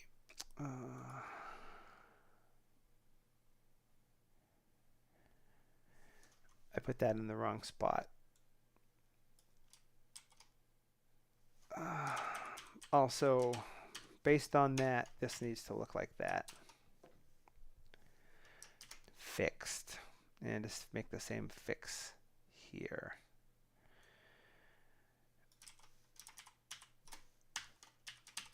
That should look like that. Now it's not quite as readable.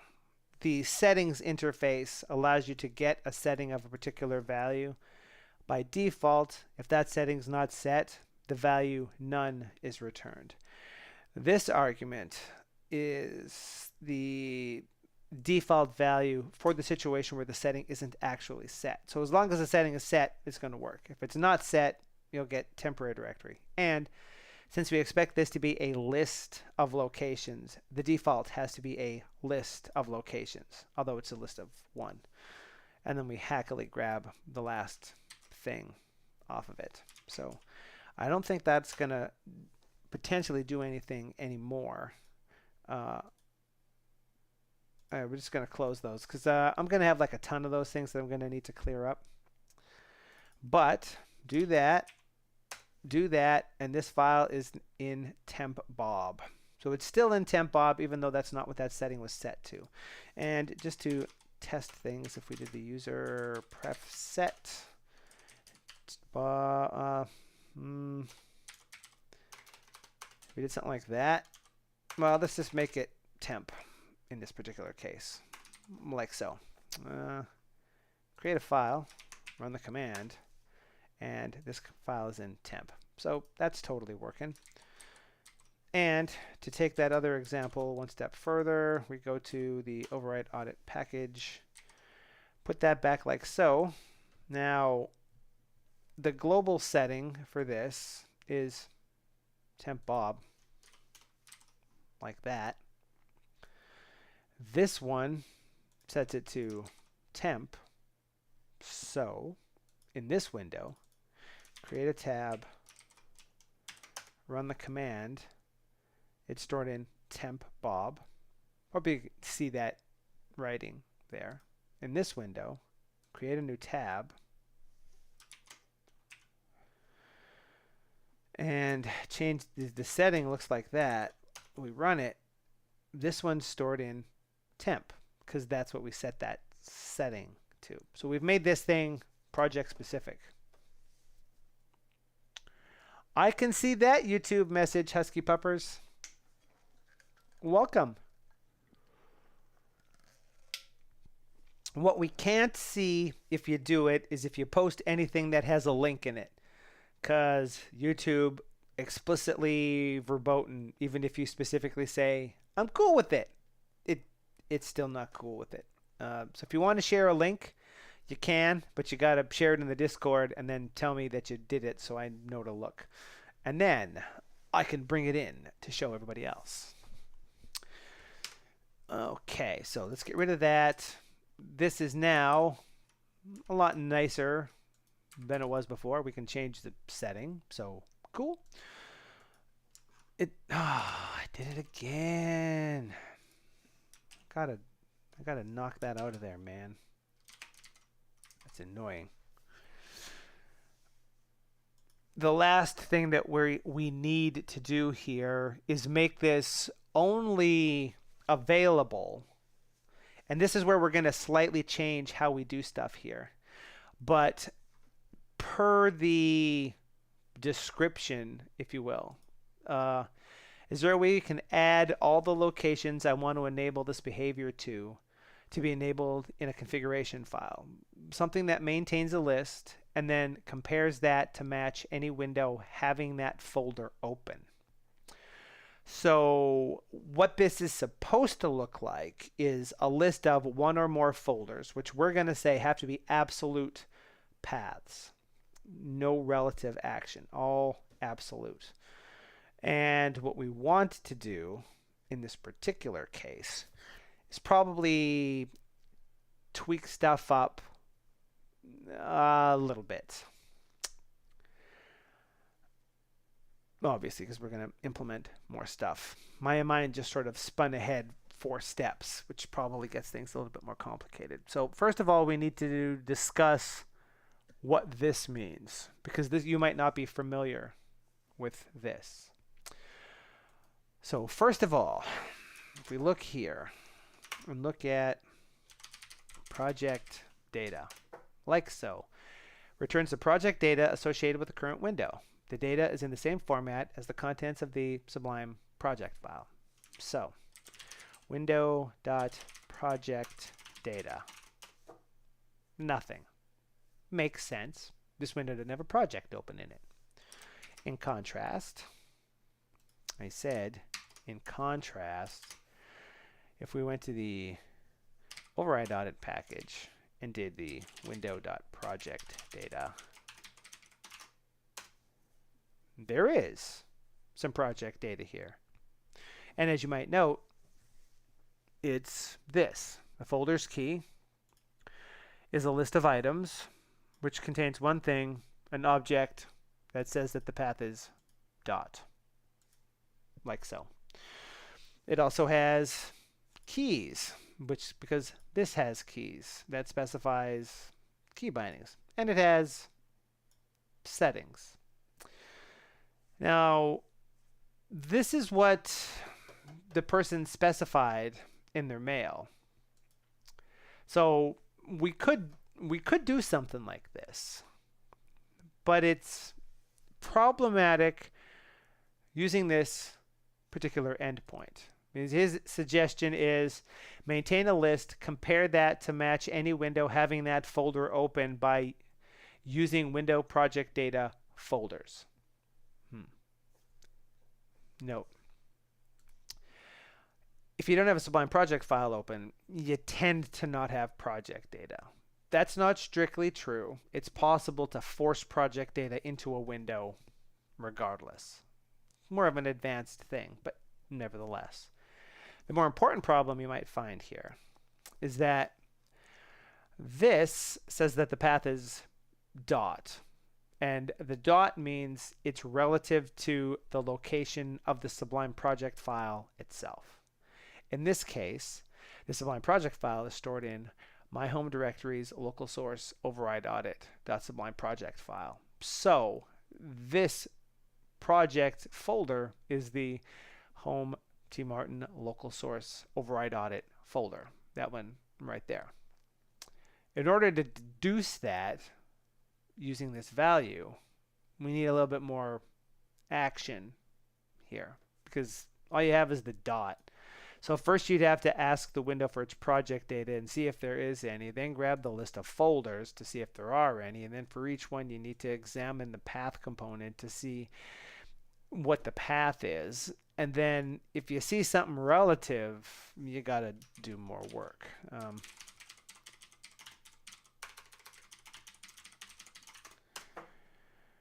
Window.extract variables has a variety of variables in it. The name of the file that we're currently editing, which is this one, the override audit Sublime project file in that location.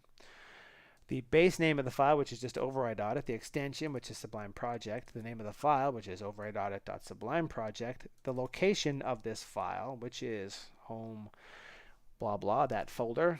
The folder that's currently open in the sidebar is this one.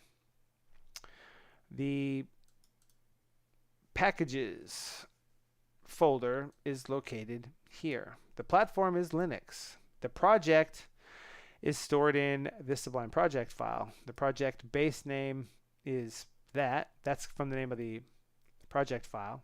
The extension is Sublime Project. The project name is that. The project path is this.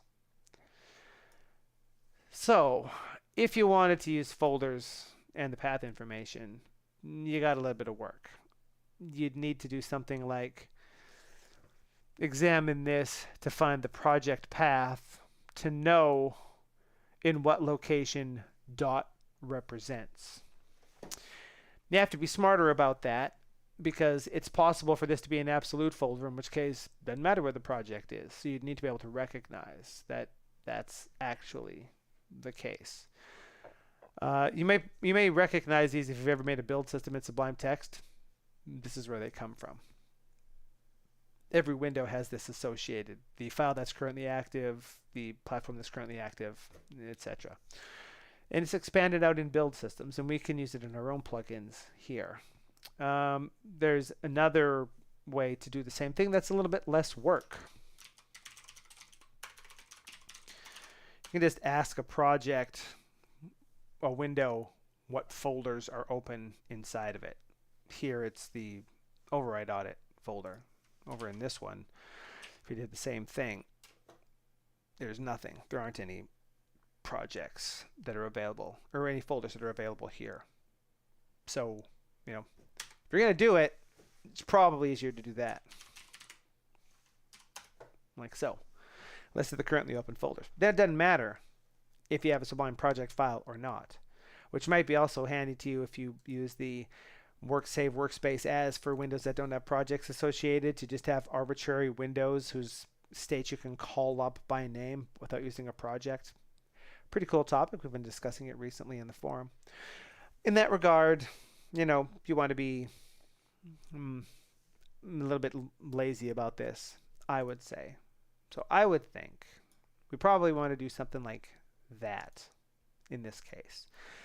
Take it together, that means, is there a way we can add all the locations I want to enable this behavior in to be enabled in a configuration file? Yes, we did it. Something that maintains a list. Yep, it's a list. Compare that to match any window having that folder open. Yes. Using this? No. Using folders. Hello, Ben. Welcome. How you doing? We're back to YouTube streaming. Making dubious plugins at the behest of people. How's things? I was surprised to note that someone on macOS is complaining that their license keeps being invalidated, but they're really sure that their MAC address isn't being rotated around. I find it hard to believe that that's the case. I liked your advice to run the command to see what it is, because it would be interesting for them to realize that it actually is flippity flopping around. Okay. Oh man, how long have we been going here? Hey, 2 hours, not too shabby. For a test stream, hey. I said to test the emergency water fetching system. And the dog is sleeping under the desk with his head dangling off of a cushion. All right, so what do we actually want to do here? I think we want to make this be slightly different. I think what we want to do is say this. When a new tab is created, get the default extension, get the list of temp directories, which here we're cheating and just always picking the last one. Come up with the temporary file name. We're going to set the temporary directory to the temporary directory.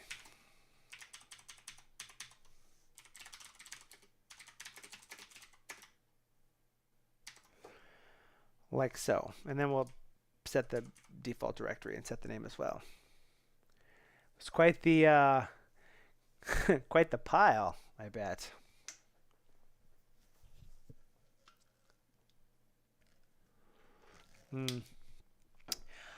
I think it's quite laggy. I have it when you eventually see this, I have it set to the next to lowest latency that's possible.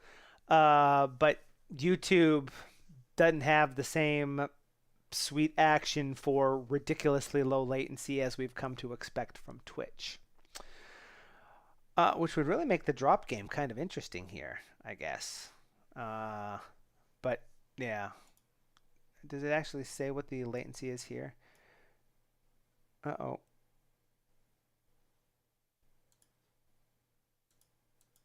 Uh-oh, we made it mad.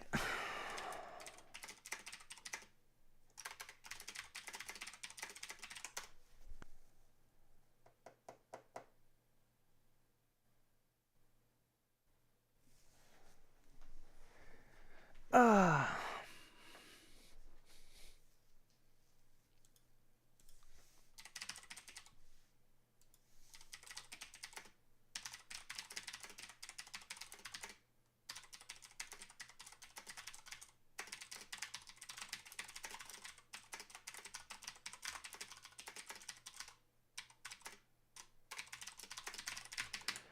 I'm typing stuff in chat so that you can actually see it. No, there's a good way to. Whoa, what the hell is this? Oh, that's fun.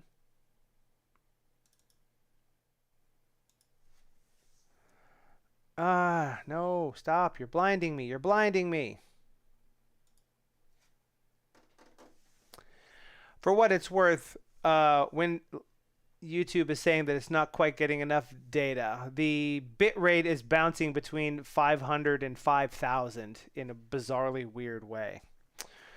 But I don't really have a fix for that, unfortunately. Sometimes it's just unhappy for reasons I don't understand. Hang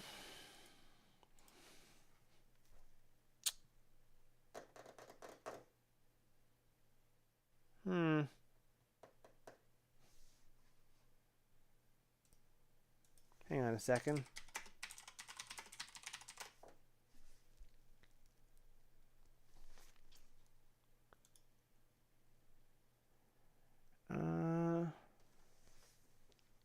Well, that shouldn't be affecting me.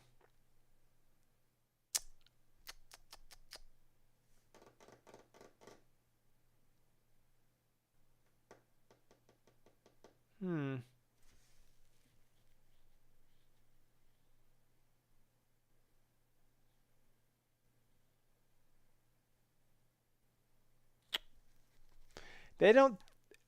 The internet provider doesn't think they have a problem, but I think they might have a problem. You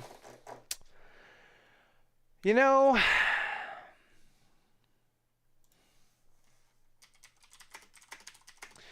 we're at the 2-hour mark where I normally cut these things off.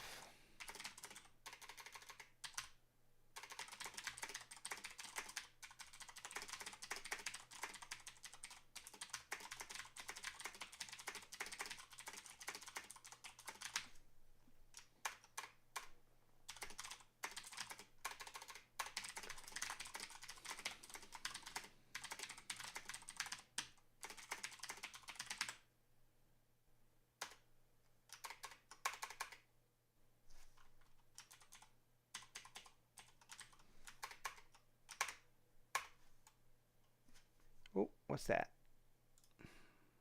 No, come back, come back.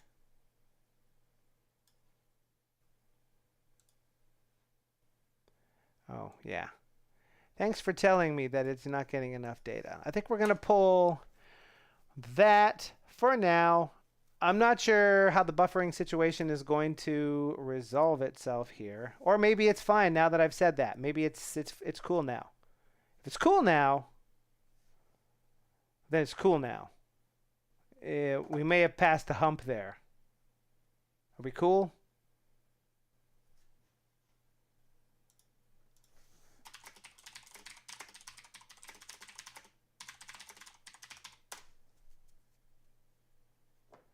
Because now it seems to be happy again.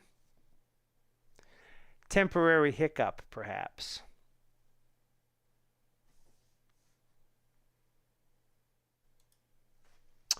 Well, in that case, let's sort of whoops. Stop doing that. I can't see the scroll bar. There we go. Wow, it's actually set to low latency too. All right, here's what we're going to do, everybody. I now have an excellent connection, so that's exciting. It's back to what it should be. So hopefully, oops, there we go. That may or may not have booted everybody out of the stream. I'm not entirely sure. Oh, actually, that seems like it might still be going. So, whoop. What I am going to do, though, yeah, I think we're good now. Normally, that sort of thing happens extremely intermittently. I was looking at the page for my ISP, and it had a bunch of outages that were logged earlier in the day that were fixed, so maybe there's some slight knock-on issues or something. Yeah, the issue that I was having is that the upstream bit rate on my end was fluctuating between 500 and 5,000, which is normally where it sits. And I think I've come to know on Twitch, at least, that OBS tries to buffer data and cram it down the hole to make sure that everything eventually gets there, which causes no end of problems if you actually want to quit it because it wants to empty its buffers first. So I suspect that it probably, you got to see everything while I was fumbling there, but it was just a very painful experience with all of the buffers in the middle. But it seems to be okay now. And I'm going to try to not mess stuff up. Yeah.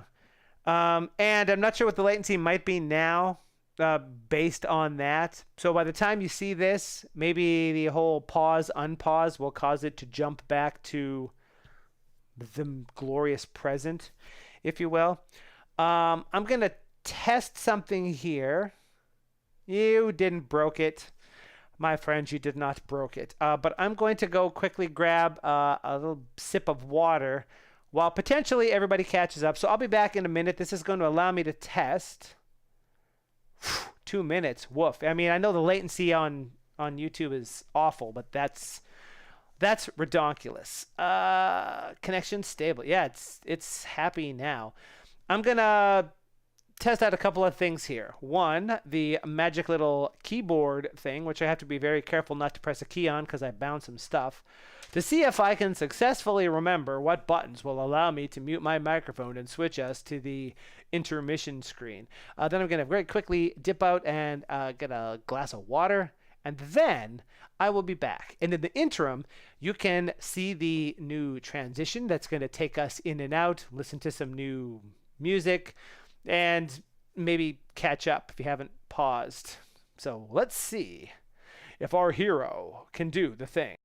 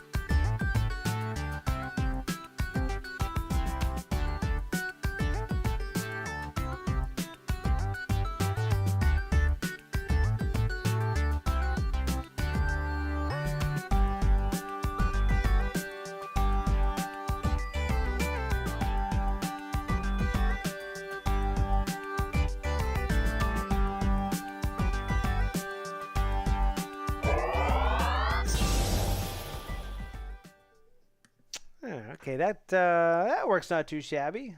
Yeehaw. Clearly, those transitions don't work as well with that color, and there should probably be more some substance to that action. Nevertheless, success, particularly if you can actually hear me, which it looks like you probably can. That works. That works not too shabby. Hey. All right. Let's do a quick click check here. Anything? Nope. Cool. All right. So if it's gonna be nice to us here, we're gonna go. 6-second latency, by the way, is the low latency. There's also an ultra low latency, but in that one, it buffers like nuts. So we gave up on that one. Whatever bit rate you have is not enough, man. You might need a fiber connection for something like that. So the change we were making before it so rudely decided to interrupt our upstream bandwidth. Now I'm all paranoid. Pardon me. When a new buffer is created, get the temporary extension. We're going to, in this particular case, crudely examine the list of autosave locations defaulting to the temporary directory. If there isn't one, pull the last one out. Then we're going to create a temporary file name. We're going to set the temporary directory and the temporary name in as settings, and also set the default directory so that if someone natively tries to save this, it's going to try to save to the temporary directory in this particular case. If it's going to be a temporary file, then we're going to assume that that's what you want. If you didn't want that, remove that line. That's pretty simple. Could also make a setting for it. We've seen how to do that, so life's good. We're going to set the name, because if you're going to set if we're setting something that's going to cause this file to exist on disk with a specific name, know about it, I say. And other than that, everything that it does is going to do what it did before. From this perspective, when we save, we will similarly remove the temporary directory. And we'll change that to settings that indicate what the temporary name and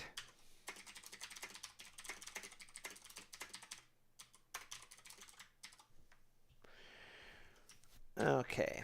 Thus, now we come back up to this bit here. For every file inside the current window, if it has a setting that has the temporary name, then save it. So here's what we're going to do. We're going to say this should actually be not that, but underscore temp dir. And if it's not set, we're just going to use the temporary directory. We don't need that part anymore. We're going to assume that whatever the temporary directory was that was stamped into this at the point where the tab was created is the place where this is actually going to be stored for our purposes here. Then we erase both of those settings because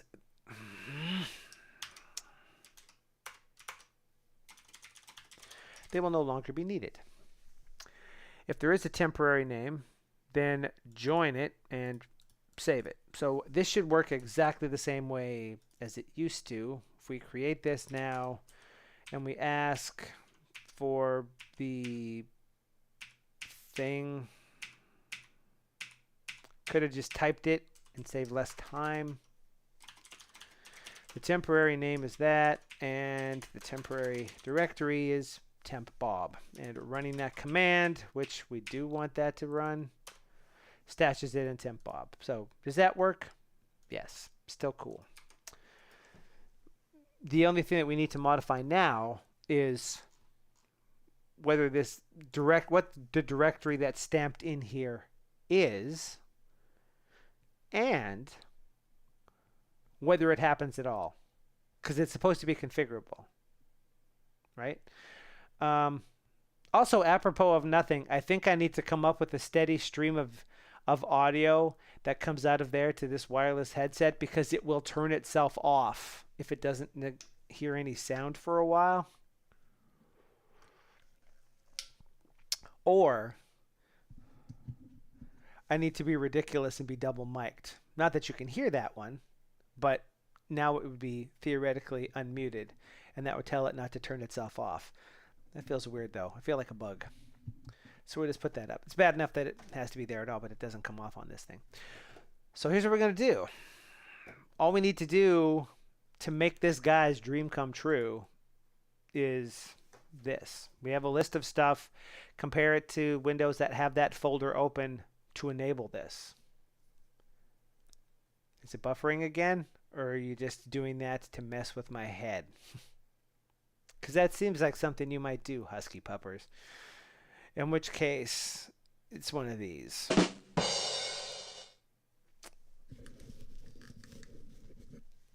Okay.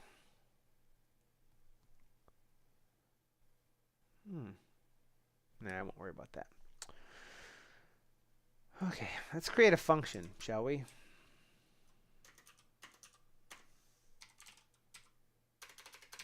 This isn't Python. This isn't JavaScript. Let's say, hey, that's actually not too shabby. I can see what I did a second ago. Now I'm going to see what I'm seeing while I'm seeing this.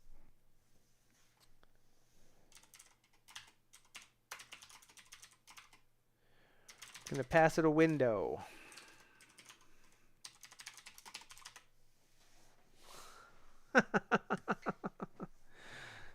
Yeah, I see that. For a specific window, this is what we're going to do. Okay. I guess we're going to need to pass a view to this as well. Oh, a view and not a window. Pardon me.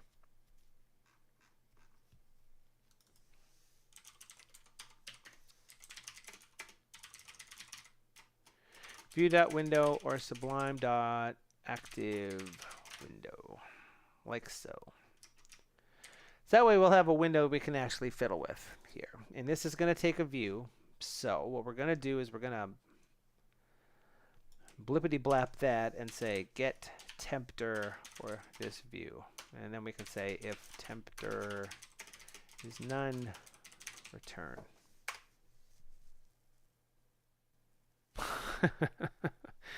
Oh, you caught me laughing. Oh. Get the file name, get the extension and temporary directory that this file should use. There's no temporary directory returned. Then do nothing. All right. Everything else that follows behind after this is the same. We're going to get the extension out of the setting. Then we're going to use our function given that view to figure out what the temporary directory is. If it returns none, do nothing. Otherwise, fall through creating the file name, blah, blah, blah, blah, blah, blah, blah. And then we can do something like that for one thing. We can say this. Let's see. The temporary directories are equal to that. Well, maybe we'll change this to dir list. Well, maybe we'll change this to dirs. Now it's nice and short. Yeah, here we would say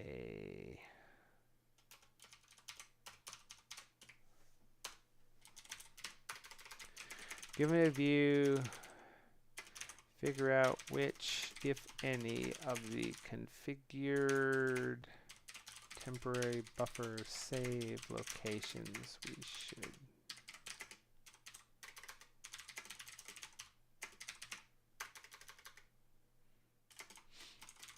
This will use the list of folders that's visible in the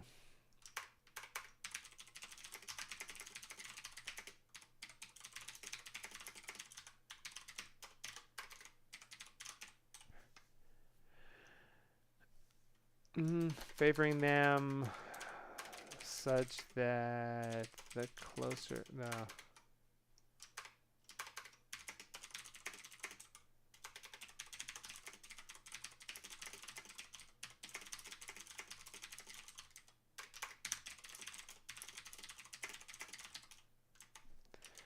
that's ultimately what we're doing here. Now, the way that we've set this up This should be now disabled. It's not doing anything. It's not even throwing any errors.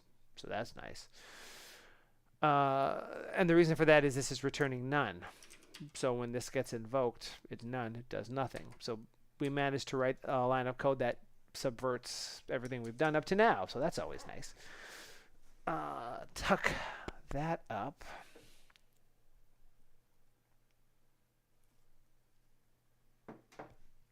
Now all we have to do is get the list of folders. Okay, we say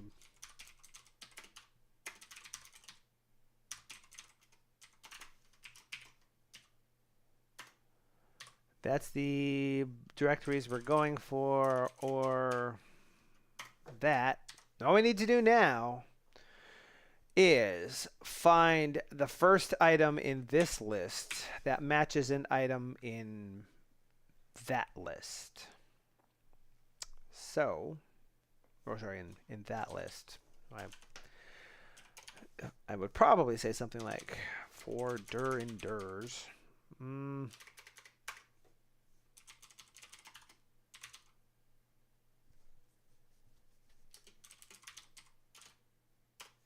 Do a thing. You know.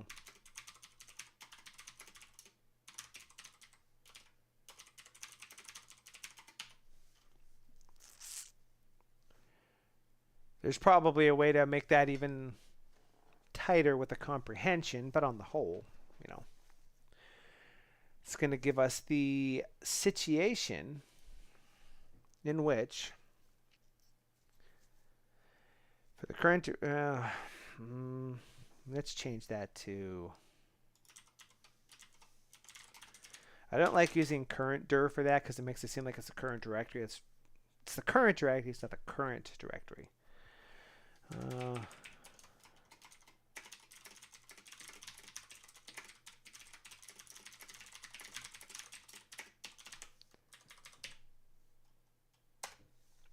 Hey, Dev.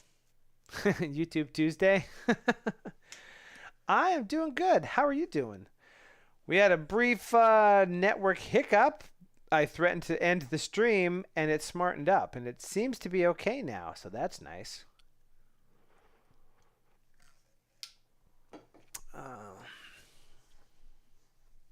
I can never tell if this is something funky with my router, something funky with my network card, something funky with the ISP. Maybe the modem is busted. I haven't tried to track such a thing. Hey, that's awesome.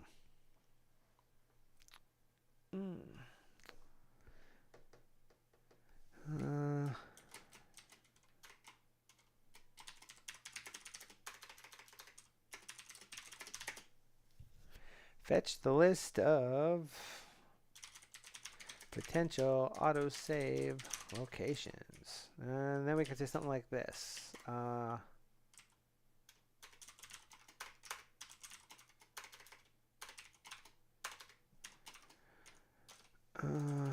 Considering this dir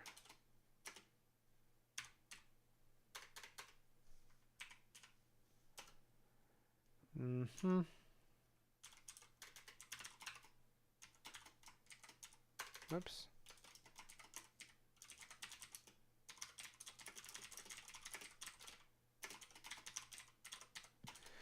Okay, this isn't JavaScript, so let's stop doing that. That should do some action. So we create this. There's no folders in this window. It's considering temp bob. Is that a thing that's going to work? Yeah, I know, right? It's possible to actually make it the latency slightly better at the risk of if a butterfly flaps its wings, the stream buffers. So this seems like the medium of both worlds.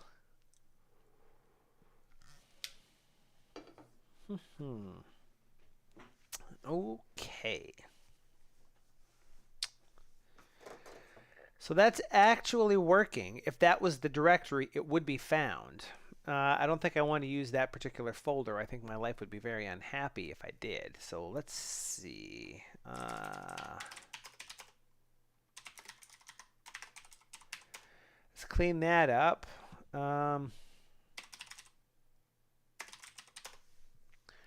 Let's change the setting, shall we?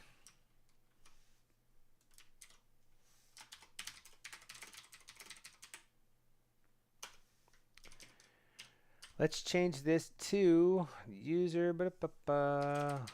That's the location that we're actively going to have in the list. Should be 1080p on Twitch too. I would hope, anyway. Also, there's probably ridiculous latency between when you say something, when I see it, and when that thing sees it as well. Maybe I think the chat latency is even more ridiculous than the stream latency. That's probably what you meant when you said chat delay.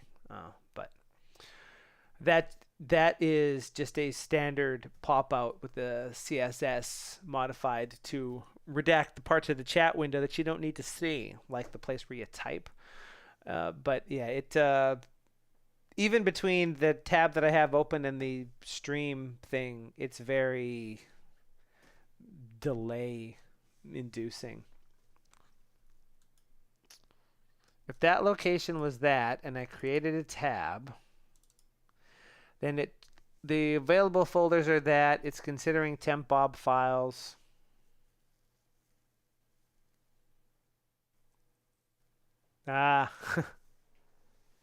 Interesting. I wonder if Twitch does different transcoding on the back end than YouTube does. Yeah, I think Twitch has a hard upper limit of 6,000 kilobit for the amount of data that you can push to it. YouTube will accept ridiculous amounts of stuff. The stuff that you definitely need to have a fiber connection to be able to burst it that high. But damn, I bet it looks real good. If I did that, that happens. So let's say project, add folder to project, and add temp bob files like that. All right. If that was in place, then that's happening. So that's nice. And I think if we ran the command, you'd see it just pop into existence right there. So we configured it to a location. That location is open in the sidebar, as we can see here. And that's where it went. So nice. I think. Let me see if it'll actually show me. I don't know if it will. And this might blow some stuff up. We'll see. Maximum bitrate that YouTube supports is 160 kilobit for audio and 51,000 kilobit for video. Whereas Twitch caps out at 6. So the difference is between 6 and 51,000. I'm not sure what your bitrate needs to be for 8K. Probably something like that. My connection won't go much past 16 before it starts getting dicey in the general case. So, you know, we try not to deal too much with that. Bonk.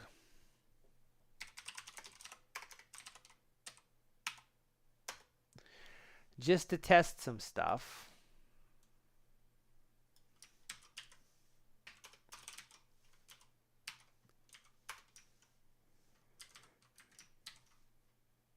And then we're going to add folder to project. And we're going to add temp bob files too, like that.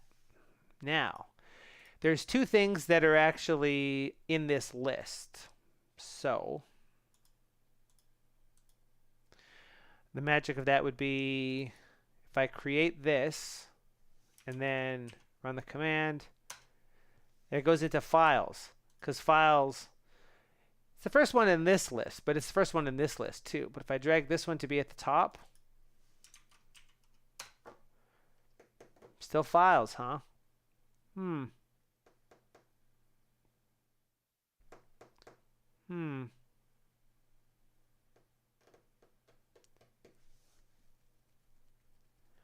Doing that in the wrong order, aren't I?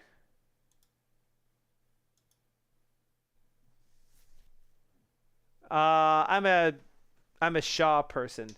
Telus can suck a bag of rocks, but not just any Shaw person, a business level Shaw person. I pay extra for static IPs and higher unlimited bandwidth and speeds, and the secret tech support number that you call that bypasses the people that have the script and jumps directly to a guy in a room in Alberta that knows how to solve problems.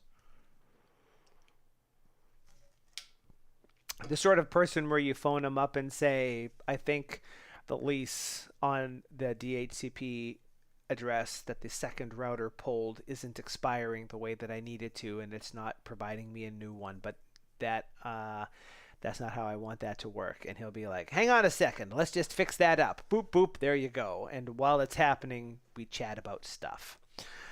Pardon me. We did this in the wrong order.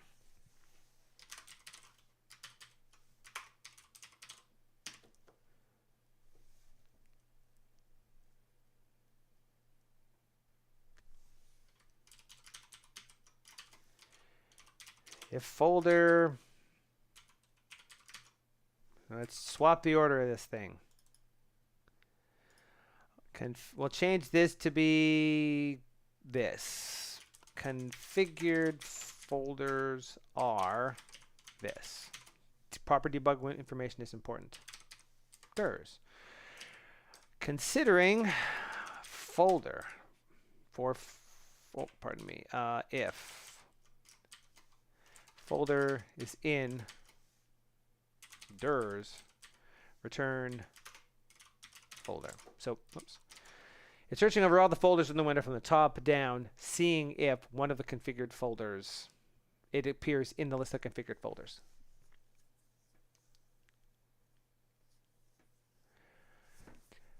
I'm on a 5-year contract, so I pay what a regular person pays for better service. Hey, nice. And I don't think they had that option. We have our phone with TELUS. We have our phone with Shaw. We have our cable with Shaw. We have our internet with Shaw. We have our mobile phones with Shaw.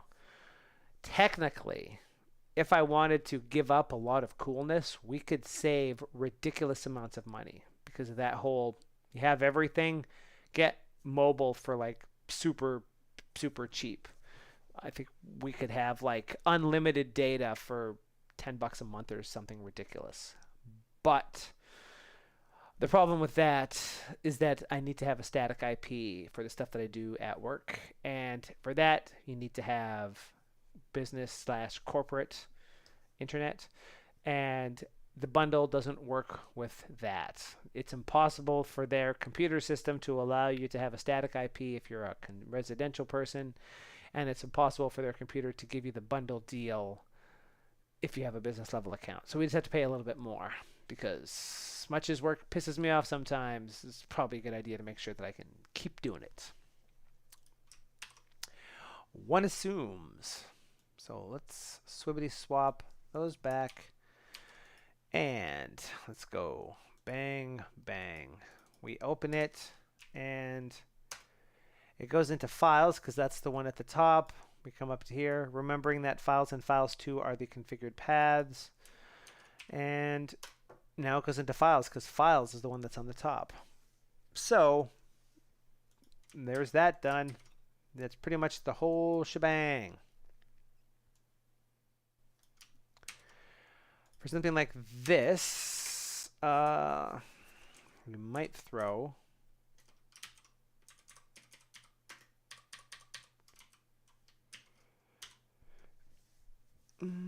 well, what did that guy say that his thing was? My/personal/notes. Whoops. We don't need you anymore. We want you.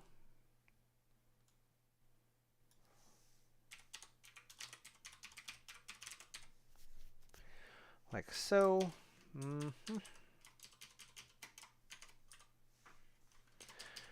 comment it.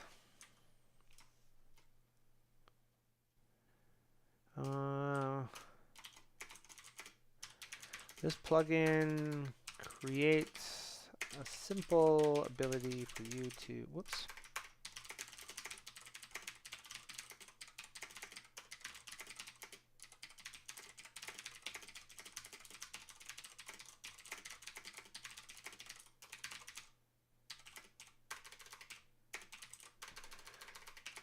Menu entry or command palette entry. To use it, you first need to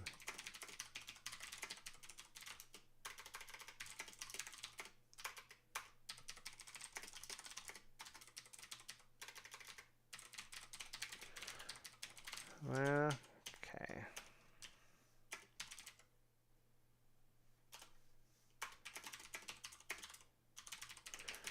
The locations to save will default to the system temporary folder, and the file extension will default to .text. Like, no, we need to be very specific about that one.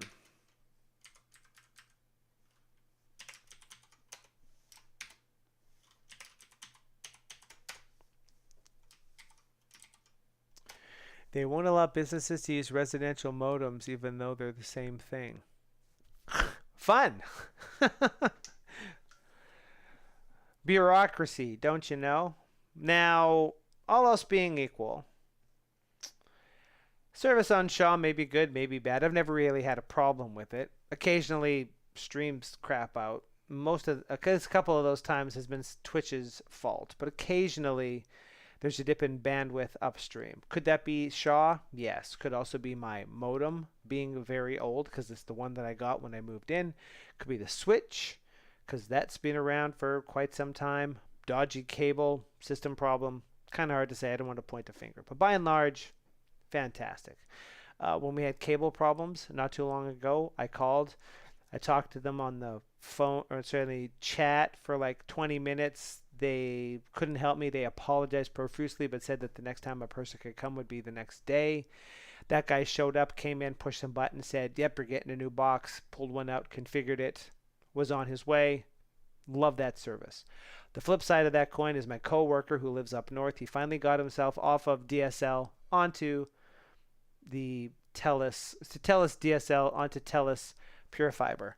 Up in Prince George. If you follow me on Twitch, then you probably have heard the story before, but the first thing they did was rip out all of his copper lines. Then they installed the fiber lines. Then they didn't set it up correctly, so he didn't have any internet at all. The person that installed it tried to plug a telephone line into his switch, which would have blown it up, but the connectors aren't compatible because an RJ45 and an RJ11 do not mix. They're like oil and water in that regard, and you need a very large hammer as an emulsifier to make it happen. So life was good, except for the part where we didn't have any internet access. And the problem was because they didn't set something up at the back end at the system, back at the telco. And it was a 3-week affair of nonstop calls with TELUS, which ultimately culminated in him swearing and his wife swearing. And his wife used to work for TELUS.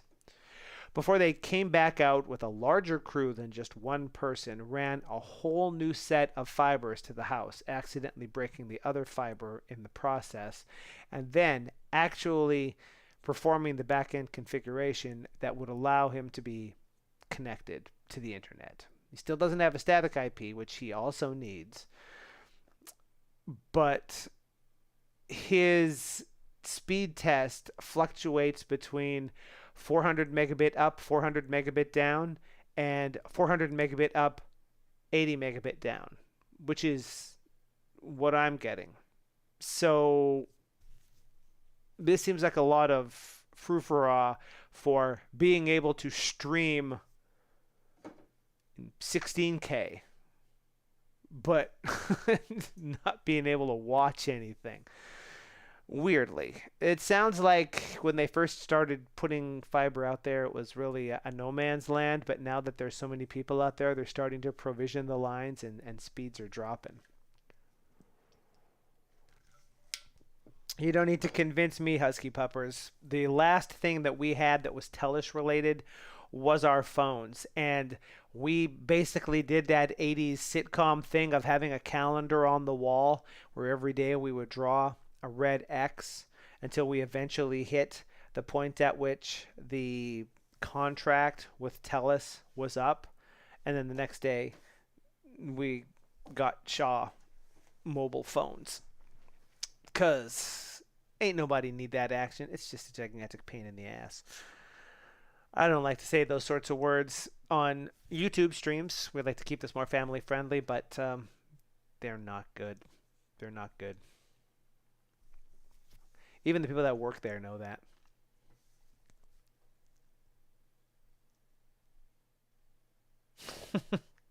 Nice.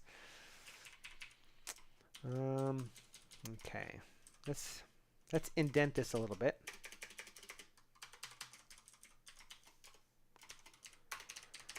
These settings can be overridden in project specific settings.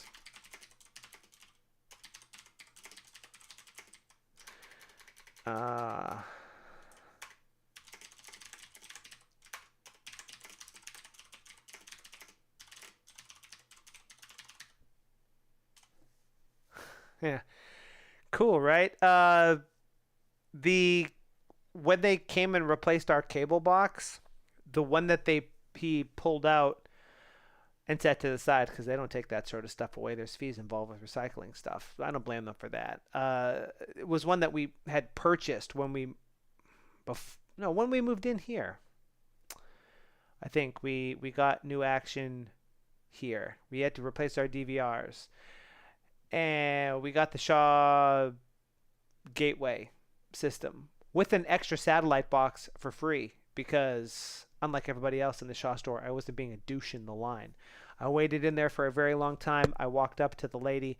I could tell the people in front of her were giving her a hard time. She was having a hard time, and I basically plopped it down and said, "This doesn't work anymore, and we would like to exchange some of our funds, in place for this." It gave us a good long life, but it gave up the ghost. We want to consign it. We brought it back in case you want to be the ones to ceremoniously smash it with a hammer. And she, did some stuff. We said what we wanted. We mentioned man, it's crazy in here. I don't understand why these people are being this way. I mean, I work in tech. You gotta have patience for stuff sometime. And we rang the thing up. We got an extra satellite box for free. It was fantastic. But when they replaced that, they replaced it for free. The guy didn't charge us. Gave us a free remote because my wife asked for one. And theoretically, we're supposed to, I guess, be paying rental fees on this, except that it hasn't showed up on the bill and it's the second month now. So maybe we just get a bunch of free months. It's hard to say. Yeah, it is, isn't it? Are you familiar with Electro Boom? I think amongst many people, he has a lot of videos on that. Maybe that's even the one that you saw. The two people that I've seen talking about that at some point are Electro Boom and Tech Connections, I think is the guy. Does soft jazz, explains stuff. Explains how the American system is so awful that things can be partially plugged in and the things are still live as opposed to how it works in the UK and Australia and the like.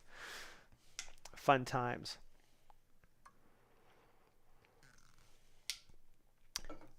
In our defense, I wasn't the one that made it up. But also, you tend to plug stuff in and all the way. You don't stop halfway. But yeah, he's a pretty cool dude. I love that. It's one of the few places where I will listen to soft jazz. It's a ridiculous system, don't you think? There's so many better ways to do this sort of thing. I was just thinking of something else. I think I was watching another video. I'm not sure where it was from that was postulating why the American plugs have those little holes in the end and what they might be for, like holding into the outlet better. Realistically speaking, you usually plug it all the way in and it's not as big of a deal as it seems, although, electrocution is a real thing, but plugs tend to wear out over time such that you plug them in and after, a second or two it half pops itself out. Never been a fan of that myself.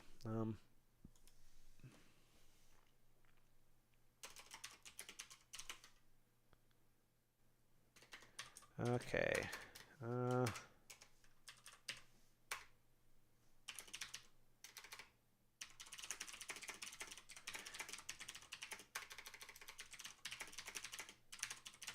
Current window contains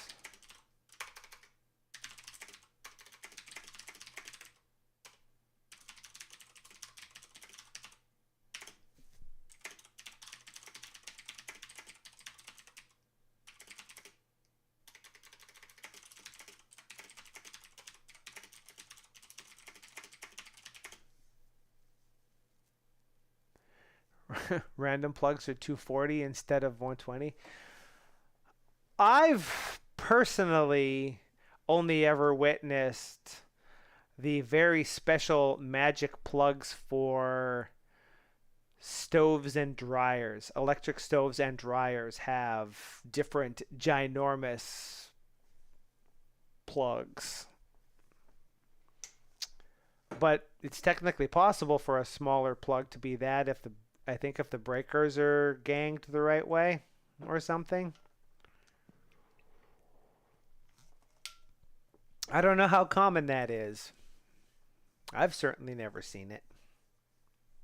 Or at least I've never plugged anything in that turned into an impromptu lava lamp. Let's say that. Really? Oh, we've only ever had the small room ones and the ones that hang in a window that are definite low scale, but I could buy that.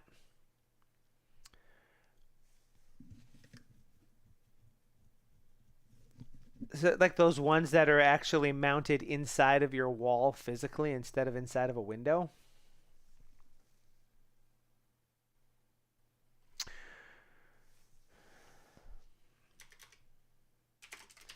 Additionally, the temporary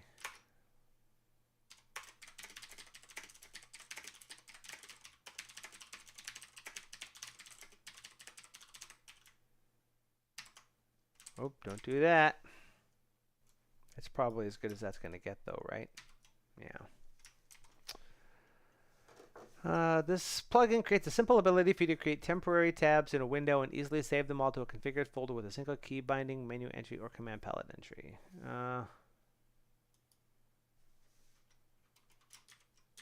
Documentation is hard. You first need to add the following settings to your Preferences Sublime settings file. If not provided, the location to save will default to the system temporary folder, and the file extension will default to text. These settings can be overwritten. Next.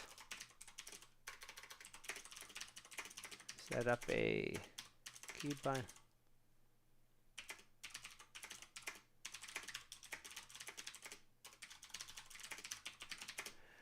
Well, the ones in Florida where they're mounted inside of your window, but they need more power because it's Florida. Oh.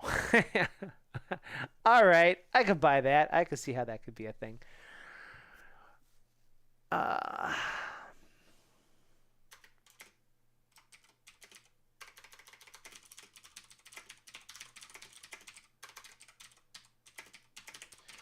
Example would be, what would an example be? A keys of, let's say, Control Alt Shift S. And the command would be that one that we keep using, which is that one.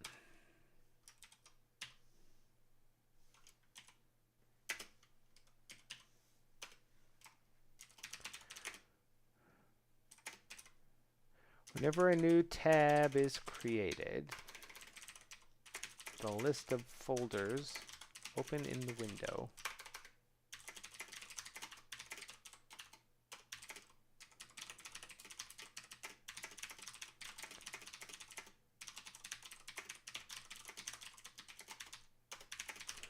if not, nothing happens. When it does, the new tab is given a temporary name based on the current date and time.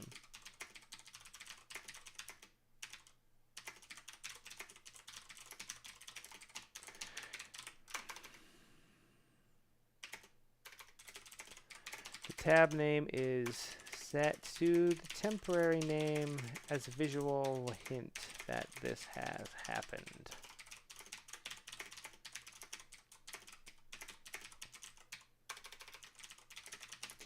Any number of such tabs can be created when the... You could probably retarget it directly.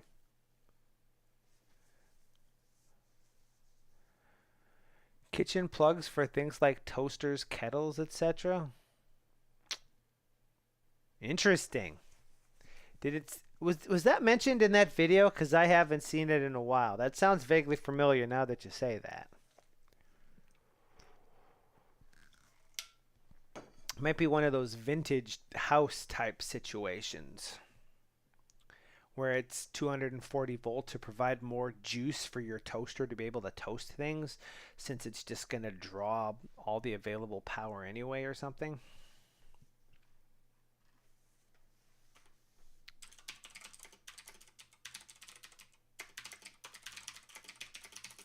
All of the tabs that have been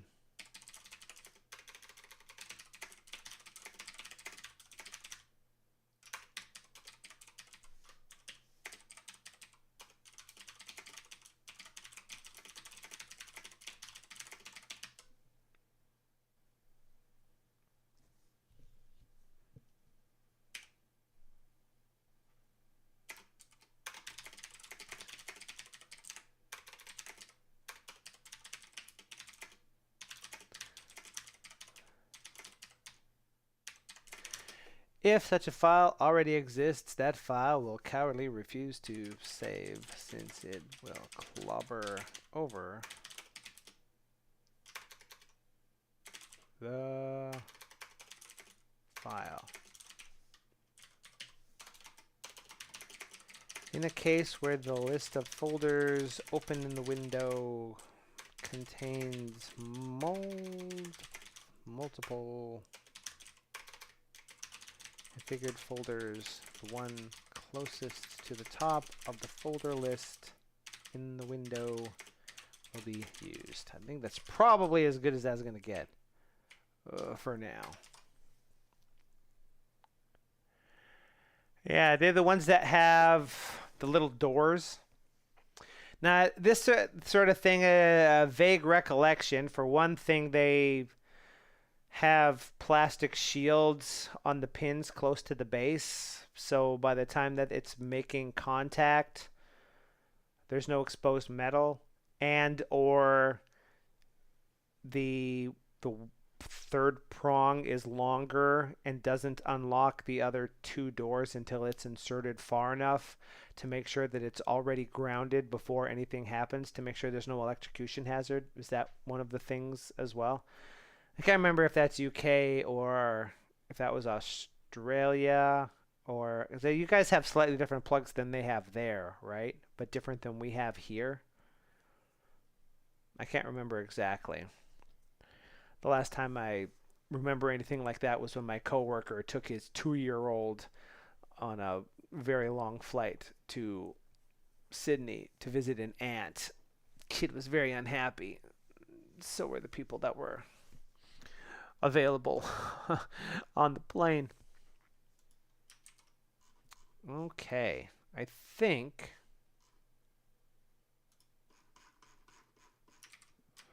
let's do this.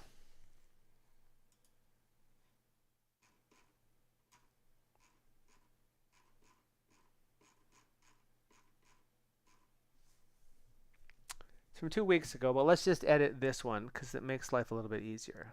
Let's choose the appropriate command for that, shall we? Stoopnagel. This ought to be fun. Okay. We copied, and then, oh wait, is this all, except for, yeah, well, I mean, that's going to have to be good enough. I only got so much in me, you know? I only got so much.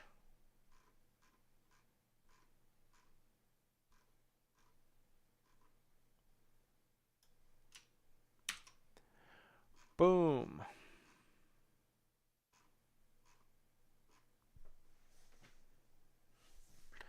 The shutter thing is UK only, but we got the longer ground pin and plastic covering. Ah, neat.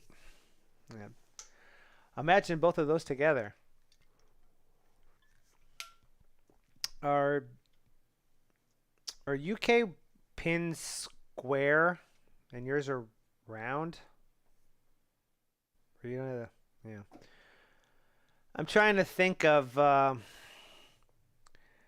At some point, we had a friend of ours who lived in the UK who gifted us a cell phone that he bought in the UK.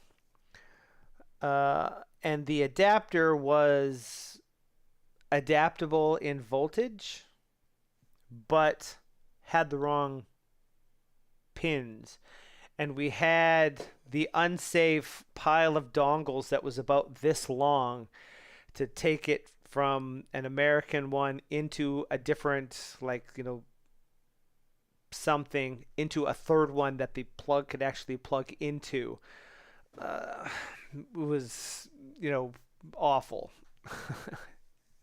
But it was the easiest thing to do because we happened to have a travel charger. So we got to actually charge up the phone and play with it before we went to buy a better situation for that. Okay, let's see. Maybe I shouldn't. Maybe I shouldn't do that. Maybe I should cancel that. Let's do this.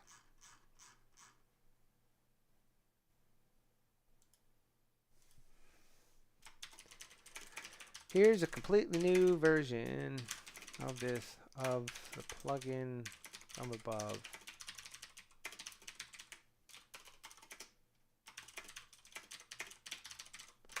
It will use seconds in the temporary file name.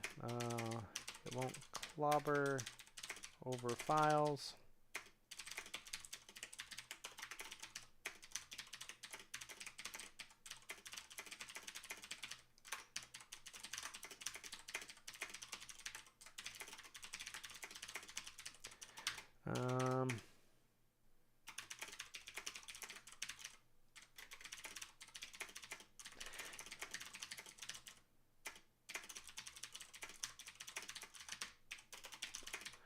More details are available in the comments at the top of the file. And we'll just go like that. Oh, and for our purposes here, I'm going to do a thing. It's going to be a bad thing.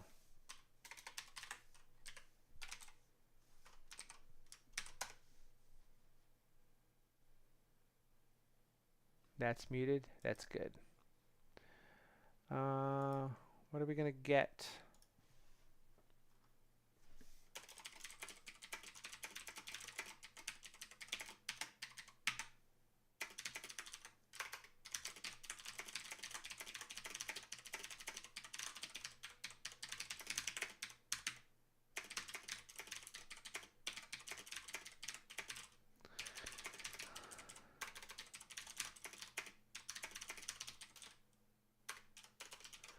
Paste that in there. Will that actually, yeah, might.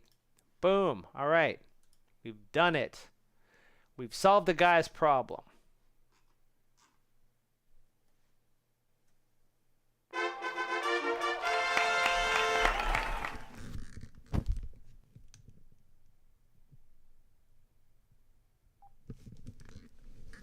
All right, I suspect I need to just pipe music into one of my ears very, very quietly in order to keep the monitoring going because the headset keeps turning itself off. Doesn't seem to be as much of a problem on Twitch where more sounds tend to come through, allowing it to know that it's actually doing something. But with that, I think this is a very successful first stream back. We'll leave that alone. And